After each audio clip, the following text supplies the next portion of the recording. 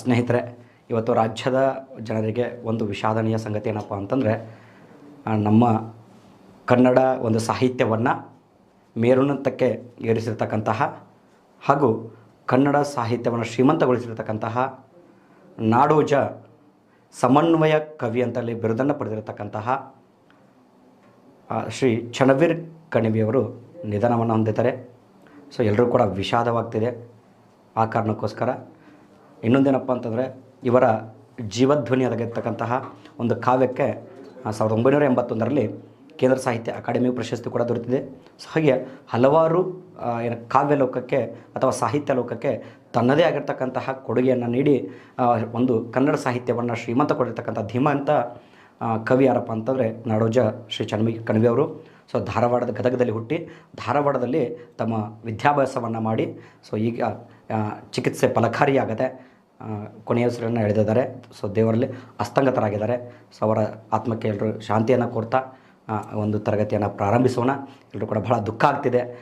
ಆ ದುಃಖ ಅವರ ಬರೆಸ್ತಕ್ಕಂಥ ಶಕ್ತಿಯನ್ನು ದೇವರು ಅವರ ಕುಟುಂಬಕ್ಕೆ ಕೊಡಲಿ ಅಂತ ಹೇಳ್ತಾ ಸೊ ನಮ್ಮ ಒಂದು ತರಗತಿಯನ್ನು ಪ್ರಾರಂಭಿಸೋಣ. ಸೊ ಸ್ನೇಹಿತರೆ, ಭೂಗೋಳಶಾಸ್ತ್ರದಲ್ಲಿ ಹಲವಾರು ವಿಚಾರಗಳ ಬಗ್ಗೆ ಮಾತಾಡ್ತಿದ್ವಿ, ಹೌದು ತಾನೇ? ಪ್ರತಿದಿನ ಪ್ರತಿಯೊಂದು ಹೊಸ ವಿಚಾರಗಳನ್ನು ಕಲಿತಾ ಹೊರಟಿದ್ದೀವಿ. ಆ ಭೂಗೋಳಶಾಸ್ತ್ರ ಅಂತಕ್ಕಂಥದ್ದು ಪ್ರತಿದಿನ ಎಲ್ಲರೂ ಕೂಡ ಹೇಳ್ತಾ ಇದ್ದಾರೆ, ಸರ್ ಬಹಳ ಚೆನ್ನಾಗಿ ಬರ್ತಿದ್ದಾವೆ ಕ್ಲಾಸಸ್ಗಳು, ನೀವು ಹೇಳೋದು ಕೂಡ ಚೆನ್ನಾಗಿ ಅರ್ಥ ಆಗ್ತಿದೆ, ಥ್ಯಾಂಕ್ ಯು ಸೋ ಮಚ್ ಎಲ್ರಿಗೂ ಕೂಡ. ಯಾಕಂತಂದರೆ ನಿಮ್ಮ ಒಂದು ಸಹಕಾರ ನಮ್ಮನ್ನು ಏನಪ್ಪ ಅಂದರೆ ನಮ್ಮ ಒಂದು ಇದಕ್ಕೆ ಒಂದು ದಾರಿ ಆಗುತ್ತೆ ಅಂತಕ್ಕಂಥದ್ದು ಒಂದು ಪ್ರೇರೇಪಣೆಯನ್ನು ನೀಡ್ತಕ್ಕಂಥದ್ದು. ಸೊ ಅದಕ್ಕೋಸ್ಕರ ಎಲ್ಲರೂ ಕೂಡ ತುಂಬ ಧನ್ಯವಾದಗಳು. ಹೀಗೆ ಸಂತೋಷ ಫೌಂಡೇಶನ್ ಹಾಗೂ ವಿಶ್ವದರ್ಶನ ಕರಿಯರ್ ಅಕಾಡೆಮಿ ಯಾವಾಗಲೂ ನಿಮ್ಮ ಜೊತೆಗಿರುತ್ತೆ. ಸೊ ಸದಾಕಾಲ ನೀವು ಅದರಿಂದ ಏನು ಮಾಡಿರಿ, ಏನಪ್ಪ ಅಂದರೆ ಉಪಯೋಗನ ಪಡ್ಕೋಬೋದು ಅಂತ ಹೇಳ್ತಾ ಸೊ ಪ್ರತಿದಿನ ಒಂದೊಂದು ಟಾಪಿಕ್ ಬಗ್ಗೆ ಮಾಡ್ತಾ ಇವತ್ತಿನ ಮತ್ತೊಂದು ಹೊಸ ಟಾಪಿಕ್ ಬರ್ತಾ ಇದ್ದೀನಿ. ಸೊ ಅದೇನಪ್ಪ ಅಂತಂದರೆ, ನಾವು ಕಳೆದ ಸಂಚಿಕೆಯಲ್ಲಿ ಆ ಭೂಗೋಳಶಾಸ್ತ್ರದಲ್ಲಿ ಒಂದು ಅಧ್ಯಾಯದ ಬಗ್ಗೆ ಮಾತಾಡಿದ್ವಿ. ಏನು? ಭೂಮಿಯ ಭೂಸ್ವರೂಪಗಳಿಗೆ ಮಾತಾಡ್ತೀವಿ, ಹೌದಾ? ಭೂಮಿಯ ಮುಖ್ಯ ಭೂಸ್ವರೂಪಗಳ ಬಗ್ಗೆ ಮಾತಾಡ್ತಿದ್ವಿ. ಸೊ ನಿನ್ನೆ ಭೂಮಿಯ ಮುಖ್ಯ ಭೂಸ್ವರೂಪಗಳಲ್ಲಿ ಮೊದಲನೇದಾಗಿರ್ತಕ್ಕಂಥ ಪರ್ವತಗಳ ಬಗ್ಗೆ ಮಾತಾಡಿದ್ವಿ, ಹೌದಾ? ಸೊ ಪರ್ವತಗಳು, ಮೌಂಟೇನ್ಸ್ ಬಗ್ಗೆ ಮಾತಾಡಿದ್ವಿ. ಮೌಂಟೇನ್ಗಳಂತಂದರೆ ಏನು? ಓಕೆ, ಮೌಂಟೇನ್ ಅಥವಾ ಪರ್ವತಗಳು ಅಂತಂದ್ರೆ ಏನು, ಅವುಗಳಲ್ಲಿ ಎಷ್ಟು ವಿಧಗಳು ಬರ್ತವೆ, ಸೊ ಯಾವ ಪರ್ವತಗಳು, ಕೆಲವಷ್ಟು ಉದಾಹರಣೆಗಳು ಕೂಡ ನೋಡಿದ್ವಿ. ಓಕೆ, ಸೊ ಪರ್ವತಕ್ಕೂ ನಿನ್ನೆ ಒಂದು ಕ್ಲಾಸಲ್ಲಿ ಹೇಳಿದ್ದೆ, ಪರ್ವತಗಳಿಗೂ ಮತ್ತು ಬೆಟ್ಟಗಳಿಗೂ ಘಟ್ಟಗಳಿಗೂ ಇರ್ತಕ್ಕಂಥ ವ್ಯತ್ಯಾಸವನ್ನು ಹೇಳಿದ್ದೆ, ನೆನಪಿದೆ ಅಂತ ಅಂದ್ಕೊಂಡಿದ್ದೀನಿ. ಸೊ ನೀವು ಕೂಡ ಕೆಲವೊಂದಿಷ್ಟು ವ್ಯತ್ಯಾಸಗಳನ್ನು ನೋಡ್ತಾ ಹೋಗಿ, ಯಾಕಂದರೆ ಪರ್ವತಗಳೇ ಬೇರೆ, ಬೆಟ್ಟಗಳೇ ಬೇರೆ ಅಥವಾ ಘಟ್ಟಗಳೇ ಬೇರೆ ಆಗಿರ್ತವೆ. ಸೊ ಘಾಟ್ಸ್ ಅಂತೇಳಿ ಕರಿತೀವಿ, ಎರಡಕ್ಕೂ ಕೂಡ ವ್ಯತ್ಯಾಸಗಳಿದ್ದಾವೆ ಅಂತಕ್ಕಂಥದ್ದು. ಸೊ ಅದೇ ರೀತಿ ಪರ್ವತಗಳ ಆದ ನಂತರ ಬರ್ತಕ್ಕಂತಹ ಇನ್ನೊಂದು ಮುಖ್ಯವಾಗಿರ್ತಕ್ಕಂಥ ಅಧ್ಯಾಯ ಯಾವುದಪ್ಪ ಅಂತಂದರೆ, ಸೊ ಅದು ಪ್ರಸ್ಥಭೂಮಿಗಳು ಅಂತೇಳಿ ಕರಿತೀವಿ. ಏನ್ರಿ? ಪ್ರಸ್ಥಭೂಮಿಗಳು, ಪ್ಲೇಟ್ಯೂಸ್ ಅಂತೇಳಿ ಕರಿತೀವಿ. ಪ್ಲೇಟ್ಯೂಸ್ ಅಥವಾ ಪ್ರಸ್ಥಭೂಮಿಗಳು ಅಂತೇಳಿ ಕರಿತೀವಿ. ನೋಡಿ, ಭೂಮಿಯ ಮುಖ್ಯ ಭೂಸ್ವರೂಪಗಳಲ್ಲಿ 3 ಬರ್ತವೆ. ಒಂದು ಪರ್ವತಗಳು, ಪ್ರಸ್ಥಭೂಮಿಗಳು, ಮೈದಾನಗಳು. ಆಲ್ರೆಡಿ ನಾವು ಪರ್ವತ ಬಗ್ಗೆ ತಿಳ್ಕೊಂಡಿದ್ದೀವಿ, ಹೌದಾ? ಪರ್ವತಗಳ ಬಗ್ಗೆ ಆಲ್ರೆಡಿ ನಾವು ನಿನ್ನೆ ಒಂದು ಸಂಚಿಕೆಯಲ್ಲಿ ಚೆನ್ನಾಗಿ ತಿಳ್ಕೊಂಡಿದ್ದೀವಿ.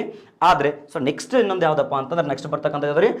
ಪ್ರಸ್ಥಭೂಮಿಗಳು ಅಥವಾ ಪ್ಲೇಟ್ಯೂಸ್ ಅಂತೇಳಿ ಕರಿತೀವಿ. ಪ್ರಸ್ಥಭೂಮಿಗಳು ಅಥವಾ ಪ್ಲೇಟ್ಯೂಸ್ ಅಂತೇಳಿ ಕರಿತೀವಿ. ಏನು ಸರ? ನೋಡ್ರಿ, ಭಾರತವನ್ನು ಪರ್ಯಾಯ ಪ್ರಸ್ಥಭೂಮಿ ಅಂತೇಳಿ ಕರಿತೀವಿ, ಹೌದು ತಾನೆ? ಇವೆಲ್ಲ ಓದಿದ್ವಿ. ಭಾರತವನ್ನು ಉಪಖಂಡ ಅಂತೇಳಿ ಕರೀತಾರ, ಪರ್ಯಾಯ ಪ್ರಸ್ಥಭೂಮಿ ಅಂತೇಳಿ ಕರೀತಾರ, ಹೌದು ತಾನೆ? ಸೊ ಹಲವಾರು ಹೆಸರುಗಳಿದಾವೆ. ಪರ್ಯಾಯ ದ್ವೀಪ ಅಂತಲೂ ಕೂಡ ಕರೀತಾರೆ. ಹಾಗಾದ್ರೆ ಪ್ರಸ್ಥಭೂಮಿ ಅಂತ ಯಾಕೆ, ಪರ್ಯಾಯ ಪ್ರಸ್ಥಭೂಮಿ ಅಂತ ಯಾಕೆ ಕರೀತಾರೆ ಭಾರತವನ್ನು ಅಂತ ನಿಮ್ಗೆ ಗೊತ್ತಾಗಬೇಕು ಅಂತಾರೆ, ಮೊದಲು ಪ್ರಸ್ಥಭೂಮಿ ಅಂತಂದರೆ ಏನು ಅನ್ನೋದು ಪದಕ್ಕೆ ಅರ್ಥ ಗೊತ್ತಿರಬೇಕು ನಿಮಗೆ. ಯಾವುದನ್ನು ಪ್ರಸ್ಥಭೂಮಿ ಅಂತೇಳಿ ಕರೀತಾ ಅನ್ನೋದು ಗೊತ್ತಿದ್ರೆ, ಭಾರತವನ್ನು ಯಾಕೆ ನಾವು ಪರ್ಯಾಯ ಪ್ರಸ್ಥಭೂಮಿ ಅಂತೇಳಿ ಕರಿತೀವಿ ಅನ್ನೋದಕ್ಕೆ ಏನಪ್ಪ ಅಂದ್ರೆ ನಿಮಗೆ ಅರ್ಥ ಸಿಗ್ತೈತಿ ಅಂತೇಳಿ ಕರಿತೀವಿ, ಹೌದಾನೆ? ಅನಿಸುತ್ತಾ? Yes, very good. ಅಂದರೆ ಯಾವಾಗ ಪ್ರಸ್ಥಭೂಮಿಗಳ ಪ್ಲೇಟ್ಯೂ ಬಗ್ಗೆ ನಿಮ್ಗೆ ಅರ್ಥ ಆಗುತ್ತೋ ಆಗ ಭಾರತವನ್ನು ಯಾಕೆ ಪರ್ಯಾಯ, ನಮಗೆಲ್ಲ ಗೊತ್ತಿದೆ. ಪ್ರತಿಯೊಂದು ಉಪಖಂಡ ಅಂತ ಕೇಳೋದಕ್ಕೂ ಕೂಡ ನಾವು ಹೇಳ್ತೀವಿ 3 ಕಡೆ ನೀರು, 1 ಕಡೆ ಭೂಮಿಯಿಂದ ಸುತ್ತುವರೆದಿದೆ ಅಂತೇಳಿ ಕರಿತೀವಿ. ಸೊ ಅದನ್ನೇ ಆನ್ಸರ್ ಮಾಡ್ತೀವಿ ನಾವು. ಯಾವುದು ಉಪಖಂಡ ಅಂದಾಗಲೂ ಕೂಡ ಅದನ್ನೇ ಆನ್ಸರ್ ಮಾಡ್ತೀವಿ. ಪರ್ಯಾಯ ದ್ವೀಪ ಅಂದಾಗಲೂ ಕೂಡ ಮತ್ತೆ 3 ಕಡೆ ನೀರು, 1 ಕಡೆ ಭೂಮಿನ ಅಂತ ಹೇಳ್ತೀವಿ. ಅದೇ ರೀತಿ ಪರ್ಯಾಯ ದ್ವೀಪ ಅಂದಾಗಲೂ ಕೂಡ 3 ಕಡೆ ನೀರು, 1 ಕಡೆ ಭೂಮಿ ಅಂತ ಹೇಳ್ತೀವಿ. ಸ್ನೇಹಿತರೆ, ಗೊತ್ತಿರಲಿ, ಭಾರತವನ್ನು ಪರ್ಯಾಯ ಪ್ರಸ್ಥಭೂಮಿ ಅಂತ ಕರೀಲಿಕ್ಕೆ ಒಂದು ರೀಸನ್ ಬೇರೆ ಇದೆ, ಪರ್ಯಾಯ ದ್ವೀಪ ಅಂತ ಕರೀಲಿಕ್ಕೆ, ಪೆನಿನ್ಸುಲಾ ಅಂತೇಳಿ ಕರೀಲಿಕ್ಕೆ ಒಂದು ರೀಸನ್ ಬೇರೆ ಇದೆ. ಓಕೆ, ಸೊ ಅದೇ ರೀತಿ ಏನಪ್ಪ ಅಂತಂದರೆ ಉಪಖಂಡ ಅಂತ ಕರೀಲಿಕ್ಕೆ ಬೇರೆ ರೀಸನ್ಗಳಿದ್ದಾವೆ. ಅದರಾಗಿರ್ತಕ್ಕಂಥ ಕೆಲವೊಂದಷ್ಟು ಲಕ್ಷಣಗಳಿದ್ದಾವೆ. ಸೊ ಅವುಗಳನ್ನು ನೋಡ್ತಾ ಹೋಗೋಣ. ಅದರಲ್ಲಿ ಪ್ರಸ್ಥಭೂಮಿ ಅಂತಂದರೆ ಏನು, ಇದು ಅರ್ಥ ಆದರೆ ನಿಮಗೆ ಪರ್ಯಾಯ ಪ್ರಸ್ಥಭೂಮಿ ಬಗ್ಗೆ ಕ್ಲಾರಿಫೈ ಸಿಗುತ್ತೆ. ಸೊ ಇದನ್ನು ನೋಡಿದ್ರೆ ನಿಮ್ಗೆ ಅರ್ಥ ಆಗ್ಬೋದು. ಏನು ಸರ ಪ್ರಸ್ಥಭೂಮಿ ಅಂತಂದರೆ? ಸೊ ಭಾರತದಲ್ಲಿ ಹಲವಾರು ಪ್ರಸ್ಥಭೂಮಿಗಳಿದಾವೆ. ಓಕೆ, ಸೊ ಭಾರತದಲ್ಲಿ ಆಗಿರ್ಬೋದು, ಪ್ರಪಂಚದಲ್ಲಿ ಹಲವಾರು ಪ್ರಸ್ಥಭೂಮಿಗಳು ಕಂಡು ಬರ್ತವೆ. ಅದರಲ್ಲಿ ಪ್ರಸ್ಥಭೂಮಿ ಅಂತಂದ್ರೆ ಏನು ಸರ್, ಯಾವುದನ್ನು ನಾವು ಪ್ರಸ್ಥಭೂಮಿ ಅಂತೇಳಿ ಕರಿತೀವಿ? ಸೊ ನೋಡೋದಾದ್ರೆ ಸುತ್ತಲಿನ ಪ್ರದೇಶಕ್ಕಿಂತ, ಏನು ಪ್ರಸ್ಥಭೂಮಿ ಅಂತಂದ್ರೆ ಏನ್ರಿ, ಸುತ್ತಲೂ ಇರ್ತಕ್ಕಂಥ ಪ್ರದೇಶಕ್ಕಿಂತ ಎತ್ತರವಾಗಿರುವ, ನೋಡ್ರಿ ಮೀನಿಂಗಲ್ಲೇ ಇದೆ, ಸುತ್ತಲಿನ ಪ್ರದೇಶಕ್ಕಿಂತ ಎತ್ತರವಾಗಿರುವ ಏರು ತಗ್ಗುಗಳಿಂದ ಕೂಡಿರುವ, ಏನಿರಬೇಕಲ್ಲಿ ಏರು ತಗ್ಗುಗಳಂತಂದ್ರೆ ನಮ್ಮ ಮನೆ ಮುಂದ್ಗಡೆ ಇರ್ತಕ್ಕಂಥ ತಗ್ಗುಗಳಲ್ಲ, ರೋಡಲ್ಲಿ ಇರ್ತಕ್ಕಂಥ ತಗ್ಗುಗಳಲ್ಲ. ಏರು ತಗ್ಗುಗಳಂದ್ರೆ ಪರ್ವತಗಳಾಗಿರ್ಬೋದು, ಬೆಟ್ಟ ಗುಡ್ಡಗಳಾಗಿರ್ಬೋದು, ಮೈದಾನ ಪ್ರದೇಶಗಳು ಅಂತೇಳಿ ಕರಿತೀವಿ, ಏರು ತಗ್ಗುಗಳು ಅಂತೇಳಿ ಕರಿತೀವಿ, ಹೌದಾ? ಸೊ ಏರು ತಗ್ಗುಗಳಿಂದ ಕೂಡಿರುವ ವಿಶಾಲವಾದ ಭೂಪ್ರದೇಶವನ್ನ ಎಂದು ಕರಿತೀವಿ ನಾವು ಪ್ರಸ್ಥಭೂಮಿಗಳು ಅಂತೇಳಿ ಕರಿತೀವಿ. ನೋಡಿ ಹೆಸರಲ್ಲೇ ಏನಿದೆ, ಮೀನಿಂಗ್ ಅಲ್ಲ.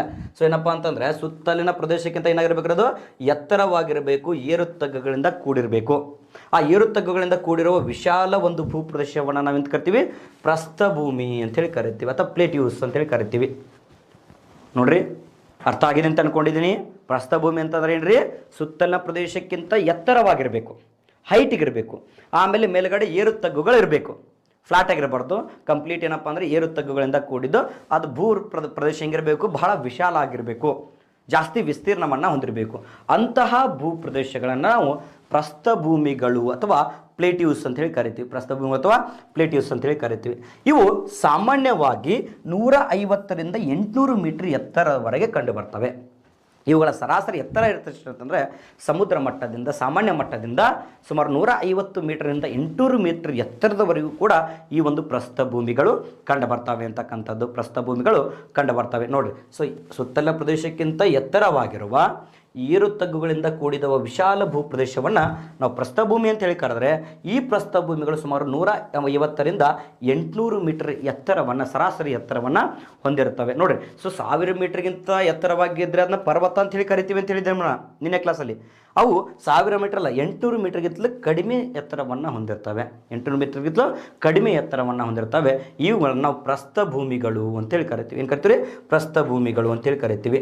ಸೊ ನೋಡಿರಿ, ಇಲ್ಲೊಂದು ಚಿತ್ರ ಇದೆ ನಿಮಗೆ, ಓಕೆ? ಏನು ಚಿತ್ರ? ಸೊ ಇವೆರಡು ಏನಿದಾವೆ, ಪರ್ವತಗಳಿದಾವೆ, ಮೌಂಟೇನ್ಸ್ ಇದಾವೆ, 2 ಪರ್ವತಗಳಿದಾವ, ಓಕೆ? ಸೊ ಇಲ್ಲೊಂದು ಪರ್ವತ ಇದೆ, ಇಲ್ಲೊಂದು ಪರ್ವತ ಇದೆ, ಓಕೆ? ಸೊ ಇವುಗಳನ್ನ ಪ್ಲೇಟ್ಯೂಸ್ ಅಂತ ಹೇಳ್ತಾರೆ. ಯಾಕಂದರೆ ಸುತ್ತಲೂ ಪ್ರದೇಶ ಇದೆ, ಈ ಪ್ರದೇಶಕ್ಕಿಂತಲೂ ಎತ್ತರವಾಗಿರ್ತಕ್ಕಂಥದ್ದು, ಆದರೆ ಪರ್ವತಕ್ಕಿಂತಲೂ ಕಡಿಮೆ ಆಗಿರ್ತಕ್ಕಂಥ ಪ್ರದೇಶ. ನೋಡಿ, ಸುತ್ತಲಿನ ಪ್ರದೇಶಕ್ಕಿಂತ ಎತ್ತರವಾಗಿದೆ, ಆದರೆ ಪರ್ವತಕ್ಕಿಂತಲೂ ಕಡಿಮೆ ಎತ್ತರವನ್ನು ಹೊಂದಿದೆ. ಇಂತಹ ವಿಶಾಲ ಭೂಪ್ರದೇಶವನ್ನು ನಾವು ಪ್ಲೇಟ್ಯೂಸ್ ಅಥವಾ ಪ್ರಸ್ಥಭೂಮಿಗಳು ಅಂತೇಳಿ ಕರಿತೀವಿ. ಪ್ಲೇಟ್ಯೂಸ್ ಅಥವಾ ಪ್ರಸ್ಥಭೂಮಿಗಳು ಅಂತೇಳಿ ಕರಿತೀವಿ. ಸೊ ಇದು ನೋಡಿರ್ಬೋದು ನೀವು, ಈ ಭೂಪ್ರದೇಶ ಏನಿದೆ ಇದು ನೋಡಿರಿ, ಈ ಭೂಪ್ರದೇಶವನ್ನು ನೋಡಿದಾಗ ನಾವು ನೋಡಿ ಸುತ್ತಲಿನ ಪ್ರದೇಶಕ್ಕಿಂತ ಜಾಸ್ತಿ ಹೈಟ್ ಇದೆ, ಹೌದಾ? ಸೊ ಭೂಪ್ರದೇಶ ಏನಾಗಿದೆ, ವಿಶಾಲವಾಗಿದೆ. ವಿಶಾಲವಾದ ಭೂಪ್ರದೇಶ ಸುತ್ತಲಿನ ಪ್ರದೇಶಕ್ಕಿಂತ ಹೈಟ್ ಇತ್ತಪ್ಪ ಅಂದರೆ ಅದನ್ನು ಪ್ರಸ್ಥಭೂಮಿ. ಪ್ರಪಂಚದಲ್ಲಿ ಹಲವಾರು ಪ್ರಸ್ಥಭೂಮಿಗಳ ಹಂಚಿಕೆ ಆಗಿದ್ದಾವೆ, ಪ್ರಪಂಚದಲ್ಲಿ ಹಲವಾರು ಪ್ರಸ್ಥಭೂಮಿಗಳು ಹಂಚಿಕೆ ಆಗಿದ್ದಾವೆ. ಸೊ ಅವುಗಳನ್ನು ಒಂದೊಂದಾಗಿ ನೋಡ್ತಾ ಹೋಗೋಣ. ಸೊ ಈಗ ಗೊತ್ತಾಗಿದೆ ಅಂತ ಅನ್ಕೊಂಡಿನಿ, ಓಕೆ? ಸೊ ಏನು ಸರ್ ಅದು, ಭಾರತವನ್ನು ಯಾಕೆ ನಾವು ಪರ್ಯಾಯ ಪ್ರಸ್ಥಭೂಮಿ ಅಂತೇಳಿ ಕರಿತೀವಿ? ಈಗ ಗೊತ್ತಾಗಿದೆ. ಯಾಕಂತಂದರೆ ಭಾರತ ಎತ್ತರವಾಗಿದೆ, ದಕ್ಷಿಣ ಭಾರತ, ಎಸ್ಪೆಷಲಿ ದಕ್ಷಿಣ ಭಾರತ ತುಂಬ ಹೈಟ್ ಇದೆ, ಸಮುದ್ರ ಮಟ್ಟಕ್ಕಿಂತಲೂ ಜಾಸ್ತಿ ಎತ್ತರವಾಗಿದೆ. ಯಾಕೆ ಎತ್ತರವಾಗಿದೆ? ಯಾಕಂತಂದರೆ ಆಲ್ರೆಡಿ ಒಂದು ಭೂಫಲಕ ಇತ್ತು. ನೋಡ್ರಿ, ದಕ್ಷಿಣ ಭಾರತಕ್ಕೆ ನಾವು ಎಂದು ಕರಿತೀವಿ, ಭಾರತವನ್ನು ಕನ್ಸಿಡರ್ ಮಾಡಿದಾಗ, ಸೊ ದಕ್ಷಿಣ ಭಾರತ ಅಂತಕ್ಕಂಥದ್ದು, ಓಕೆ? ಸೊ ಇದನ್ನು ಕೇಂದ್ರ ಉನ್ನತ ಪ್ರದೇಶ ಅಂತ ಕರಿತೀವಿ, ಸೆಂಟ್ರಲ್ ಹೈಲ್ಯಾಂಡ್. ಯಾವುದನ್ನು ವಿಂಧ್ಯ ಸಾತ್ಪುರ್ ಶ್ರೇಣಿಗಳು, ಮೈಕಲ ರೇಂಜ್ ಇಲ್ಲಿ ಬರ್ತಕ್ಕಂಥವು. ಸೊ ಅದೇ ರೀತಿ ಏನಪ್ಪ ಅಂತಂದರೆ ಮಾಳ್ವ ಪ್ರಸ್ಥಭೂಮಿ, ಛೋಟಾನಾಗ್ಪುರ ಪ್ರಸ್ಥಭೂಮಿ, ಈ ಒಂದು ಪ್ರದೇಶವನ್ನು ನಾವೆಂತ ಕರಿತೀವಿ ಅಂದರೆ ಮಹಾದೇವ್ ಬೆಟ್ಟಗಳು ಅಂತೇಳಿ ಬರ್ತವೆ. ಈ ಪ್ರದೇಶವನ್ನು ನಾವು ಕೇಂದ್ರ ಉನ್ನತ ಪ್ರದೇಶ, ಸೆಂಟ್ರಲ್ ಹೈಲ್ಯಾಂಡ್ ಅಂತೇಳಿ ಕರಿತೀವಿ. ಸೆಂಟ್ರಲ್ ಹೈಲ್ಯಾಂಡ್ ಅಥವಾ ಕೇಂದ್ರ ಉನ್ನತ ಪ್ರದೇಶ ಅಂತೇಳಿ ಕರಿತೀವಿ, ಸೆಂಟ್ರಲ್ ಹೈಲ್ಯಾಂಡ್ ಅಂತೇಳಿ ಕರಿತೀವಿ. ಈ ಕೇಂದ್ರ ಉನ್ನತ ಪ್ರದೇಶದಲ್ಲಿ ಏನಾಗಿತ್ತು, ಪ್ರಾಚೀನ ಕಾಲದಲ್ಲಿ ಒಂದು ಜ್ವಾಲಾಮುಖಿ ಸ್ಫೋಟಗೊಂಡಿತ್ತು. ಆ ಜ್ವಾಲಾಮುಖಿ ಸ್ಫೋಟಗೊಂಡು ಲಾವಾರಸ ಏನಾಗುತ್ತಪ್ಪ ಅಂದರೆ ದಕ್ಷಿಣದ ಕಡೆಗೆ ಮೂಮೆಂಟ್ ಆಗಿ ಒಂದು ಡೆಕ್ಕನ್ ಪ್ಲೇಟ್ಯೂ, ಡೆಕ್ಕನ್ ಟ್ರಫ್ ನಿರ್ಮಾಣ ಆಗಿತ್ತು. ದಪ್ಪದಾಗಿರ್ತಕ್ಕಂಥ ಒಂದು ಪದರು ಶಿಲೆ ನಿರ್ಮಾಣ ಆಗಿದೆ, ಒಂದು ಶಿಲೆ ನಿರ್ಮಾಣ ಆಗಿದೆ, ಅಗ್ನಿಶಿಲೆ. ಆ ಯಾವುದು ಸಪ್ಪ ಅಂತಂದರೆ ಬಸಾಲ್ಟ್ ಶಿಲೆ ಅಂತೇಳಿ ಕರಿತೀವಿ. ಯಾವ ಶಿಲೆ? ಬಸಾಲ್ಟ್ ಶಿಲೆ. ಅಂದರೆ ಆಲ್ರೆಡಿ ಒಂದು ಭೂಪ್ರದೇಶ ಇತ್ತು ದಕ್ಷಿಣ ಭಾರತ, ಅದರ ಮೇಲ್ಗಡೆ ಮತ್ತೆ ಲಾವಾರಸದಿಂದ ಏನಾಗಿದೆ, ಒಂದು ಪ್ಲೇಟ್ ನಿರ್ಮಾಣ ಆಗಿದೆ. ಅದನ್ನು ಬಸಾಲ್ಟ್ ಶಿಲೆಯ ಪದರು ಅಂತೇಳಿ ಕರಿತೀವಿ. ಈ ಬಸಾಲ್ಟ್ ಶಿಲೆಯ ಪದರು ನಿರ್ಮಾಣ ಆಗಿರೋ ಕಾರಣಕ್ಕೋಸ್ಕರ ಅದರ ಎತ್ತರ ಏನಾಯಿತು, ಜಾಸ್ತಿ ಆಗಿದೆ. ಅಂದರೆ ಭೂಪ್ರದೇಶ ಎತ್ತರ ಜಾಸ್ತಿ ಆಗಿದೆ, ಹಾಗೂ ವಿಶಾಲವಾಗಿದೆ. ಏನಿದಾವೆ, ಪೂರ್ವ ಘಟ್ಟಗಳಿದ್ದಾವೆ, ಪಶ್ಚಿಮ ಘಟ್ಟಗಳಿದ್ದಾವೆ, ಮಧ್ಯದಲ್ಲಿ ಪ್ಲೇನ್ ಇದೆ, ಹೀಗಾಗಿ ಈ ಒಂದು ದಕ್ಷಿಣ ಭಾರತವನ್ನು ಕನ್ಸಿಡರ್ ಮಾಡಿ ಭಾರತವನ್ನು ಎಂತ ಕರೀತಾರ, ಪರ್ಯಾಯ ಪ್ರಸ್ಥಭೂಮಿ ಅಂತೇಳಿ ಕರೀತಾರೆ. ನೋಡಿ, ಸುತ್ತಲ ಪ್ರದೇಶಕ್ಕಿಂತ ಎತ್ತರವಾಗಿರ್ತಕ್ಕಂಥ ಭೂಮಿ. ಅದಕ್ಕೆ ಕರುನಾಡು ದಕ್ಷಿಣ ಭಾಗದಲ್ಲಿದೆ, ಕರುನಾಡು ಎತ್ತರದ ನಾಡು, ಕಪ್ಪು ಮಣ್ಣಿನ ನಾಡು, ಬಸವಶಿಲೆಯ ನಾಡು, ಹೌದಾ. ಸೊ ಹಲವಾರು ಹೆಸರುಗಳಿಂದ ಕರೀತಾರೆ. ಹೀಗೆ ಪರ್ಯಾಯ ಪ್ರಸ್ಥಭೂಮಿ ಅನ್ನೋದಕ್ಕೆ ಭಾರತಕ್ಕೆ ಹೆಸರು ಬರಲಿಕ್ಕೆ ಒಂದು ಮುಖ್ಯ ಕಾರಣ ಆಗಿರ್ತಕ್ಕಂಥದ್ದು. ಸುತ್ತಲ ಪ್ರದೇಶಕ್ಕಿಂತ ಎತ್ತರವಾಗಿದ್ದರೆ ಅದನ್ನು ಎಂದು ಕರಿತೀವಿ, ಪ್ರಸ್ಥಭೂಮಿ ಅಂತ ಕರಿತೀವಿ. ಸೊ ಭಾರತವು ಕೂಡ ಒಂದು ಪರ್ಯಾಯ ಪ್ರಸ್ಥಭೂಮಿ ಅಂತೇಳಿ ಕರಿತೀವಿ. ಭಾರತವನ್ನು ಕೂಡ ನಾವು ಪರ್ಯಾಯ ಪ್ರಸ್ಥಭೂಮಿ ಅಂತೇಳಿ ಕರಿತೀವಿ ಅಂತಕ್ಕಂಥದ್ದು. ಸೊ ಅರ್ಥ ಆಗಿದೆ ಅಂತ ಅಂದ್ಕೊಂಡಿದ್ದೀನಿ. ಇದೇ ರೀತಿ ಇಂತಹ ಒಂದು ಪ್ರಸ್ಥಭೂಮಿಗಳು ಪ್ರಪಂಚದಾದ್ಯಂತ ಹಂಚಿಕೆಯಾಗಿದ್ದಾವೆ. ಇಂತಹ ಪ್ರಸ್ಥಭೂಮಿಗಳು ಪ್ರಪಂಚದಾದ್ಯಂತ ಹಂಚಿಕೆಯಾಗಿದ್ದಾವೆ. ಸೊ ಅದರಲ್ಲಿ ಪ್ರಮುಖವಾಗಿರ್ತಕ್ಕಂಥ ಕೆಲವೊಂದಿಷ್ಟು ಪ್ರಸ್ಥಭೂಮಿಗಳ ಬಗ್ಗೆ ನೋಡ್ತಾ ಹೋಗೋಣ. ಏನೇನು ಪ್ರಶ್ನೆಯನ್ನು ಕೇಳ್ತಾರೆ, ಯಾವ ಪ್ರಶ್ನೆಗಳು ಬರ್ತವೆ, ಅಥವಾ ಯಾವ ಪ್ರಸ್ಥಭೂಮಿಗಳು ಎಲ್ಲೆಲ್ಲಿ ಹಂಚಿಕೆ ಆಗಿದ್ದಾವೆ ಅಂತಕ್ಕಂಥದ್ದು. ಸೊ ಪ್ರಪಂಚದಲ್ಲಿ ಹಂಚಿಕೆ ಆಗಿರ್ತಕ್ಕಂಥ ಪ್ರಮುಖ ಪ್ರಸ್ಥಭೂಮಿಗಳನ್ನು ನೋಡೋದಾದರೆ ನಾವು ಏಷ್ಯಾ ಖಂಡದಲ್ಲಿ ಹಲವಾರು ಪ್ರಸ್ಥಭೂಮಿಗಳನ್ನು ಕಾಣ್ತೀವಿ. ಖಂಡಗಳ ವೈಸ್ ನೋಡ್ತಾ ಹೋಗೋಣ. ಪ್ರತಿಯೊಂದು ಖಂಡಗಳ ವೈಸು ಏನಪ್ಪ ಅಂದರೆ ಈ ಪ್ರಸ್ಥಭೂಮಿಗಳನ್ನು ನೋಡ್ತಾ ಹೋಗೋಣ. ಏಷ್ಯಾ ಖಂಡದಲ್ಲಿ ಕಂಡು ಬರ್ತಕ್ಕಂಥ ಒಂದು ಪ್ರಮುಖವಾಗಿರ್ತಕ್ಕಂಥ ಪ್ರಸ್ಥಭೂಮಿ ಅಂದರೆ ಟಿಬೆಟ್ ಪ್ರಸ್ಥಭೂಮಿ ಅಂತೇಳಿ ಕರಿತೀವಿ. ಎಲ್ಲರಿಗೂ ಗೊತ್ತಿದೆ ಟಿಬೆಟ್ ಪ್ರಸ್ಥಭೂಮಿ ಅಂತೇಳಿ ಕರಿತೀವಿ. ಈ ಟಿಬೆಟ್ ಪ್ರಸ್ಥಭೂಮಿ ಅಂತಕ್ಕಂಥದ್ದು ಇಲ್ಲಿ ಕಂಡು ಬರುತ್ತೆ ನೋಡಿ. ಟಿಬೆಟ್ ಪ್ರಸ್ಥಭೂಮಿ ಎಲ್ಲಿ ಕಂಡು ಬರುತ್ತಾ, ಈ ಒಂದು ಮ್ಯಾಪ್ ನೋಡಿದ್ರೆ ನಿಮ್ಗೆ ಅರ್ಥ ಆಗುತ್ತೆ. ಈ ಭಾಗದಲ್ಲಿ ಕಂಡು ಬರ್ತಕ್ಕಂಥದ್ದು ಟಿಬೆಟ್ ಪ್ರಸ್ಥಭೂಮಿ. ಟಿಬೆಟ್ ಪ್ರಸ್ಥಭೂಮಿ ಅಂತೇಳಿ ಕರಿತೀವಿ. ಈ ಚೈನಾ ಮತ್ತು ಟಿಬೆಟ್ ಯಾವ ಭಾಗ, ಚೀನಾ ಮತ್ತು ಟಿಬೆಟ್ ಭೂಭಾಗ ಅಂತೇಳಿ ಕರಿತೀವಿ. ಚೀನಾ ಮತ್ತು ಟಿಬೆಟ್ ಭೂಭಾಗಗಳ ಮಧ್ಯೆ ಹಂಚಿಕೆ ಆಗಿರ್ತಕ್ಕಂಥದ್ದು ಟಿಬೆಟ್ ಪ್ರಸ್ಥಭೂಮಿ. ಈ ಟಿಬೆಟ್ ಪ್ರಸ್ಥಭೂಮಿ ಯಾವ ಖಂಡದಲ್ಲಿ ಕಂಡು ಬರುತ್ತಾ, ಏಷ್ಯಾ ಖಂಡದಲ್ಲಿ ಕಂಡು ಬರುತ್ತಾ. ಹಾಗಾದರೆ ಈ ಟಿಬೆಟ್ ಪ್ರಸ್ಥಭೂಮಿಯನ್ನು ಏನಂತ ಕರೀತಾರೆ ಅಂತ, ಜಗತ್ತಿನ ಅತಿ ಎತ್ತರವಾದ ಪ್ರಸ್ಥಭೂಮಿ ಯಾವುದ್ರಿ? Yes, very good. ಜಗತ್ತಿನ ಅತಿ ಎತ್ತರವಾದ ಪ್ರಸ್ಥಭೂಮಿ ಟಿಬೆಟ್ ಪ್ರಸ್ಥಭೂಮಿ. ಜಗತ್ತಿನ ಅತಿ ಎತ್ತರವಾದ ಪ್ರಸ್ಥಭೂಮಿ ಯಾವುದು? ಟಿಬೆಟ್ ಪ್ರಸ್ಥಭೂಮಿ ಅಂತೇಳಿ ಕರಿತೀವಿ. ಚೀನಾ ಮತ್ತು ಟಿಬೆಟ್ಗಳ ಮಧ್ಯೆ ಹಂಚಿಕೆ ಆಗಿರ್ತಕ್ಕಂಥದ್ದು ಟಿಬೆಟಿಯನ್ ಪ್ಲೇಟು ಅಂತೇಳಿ ಕರೀತಾರೆ. ಟಿಬೆಟಿಯನ್ ಪ್ಲೇಟು ಇದು ಜಗತ್ತಿನ ಎತ್ತರವಾದ ಪ್ರಸ್ಥಭೂಮಿ. ಜಗತ್ತಿನಲ್ಲಿ ತುಂಬ ಎತ್ತರ ಆಗಿದೆ ಇದು. ಇಡೀ ಪ್ರಪಂಚದಲ್ಲಿ ಎಷ್ಟು ಪ್ರಸ್ಥಭೂಮಿಗಳಿದಾವೋ ಆ ಪ್ರಸ್ಥಭೂಮಿಗಳಲ್ಲಿ ಅತಿ ಎತ್ತರವಾದ ಪ್ರಸ್ಥಭೂಮಿ ಯಾವುದು? ಟಿಬೆಟ್ ಪ್ರಸ್ಥಭೂಮಿ. ಈ ಟಿಬೆಟ್ ಪ್ರಸ್ಥಭೂಮಿಯನ್ನು ಏನಂತ ಕರೀತಾರೆ ಅಂತ ಕೇಳ್ತಾನೆ, ಜಗತ್ತಿನ ಮೇಲ್ಛಾವಣಿ ಅಂತೇಳಿ ಕರೀತಾರೆ. ಏನು ಕರೀತಾರೆ? ಮೇಲ್ಛಾವಣಿ. ಮೇಲ್ಗಡೆ ಏನಿದೆ ಛಾವಣಿ ಥರ. ಯಾಕೆ ಜಗತ್ತಿನ ಮೇಲ್ಛಾವಣಿ ಅಂತ ಕರೀತಾರೆ?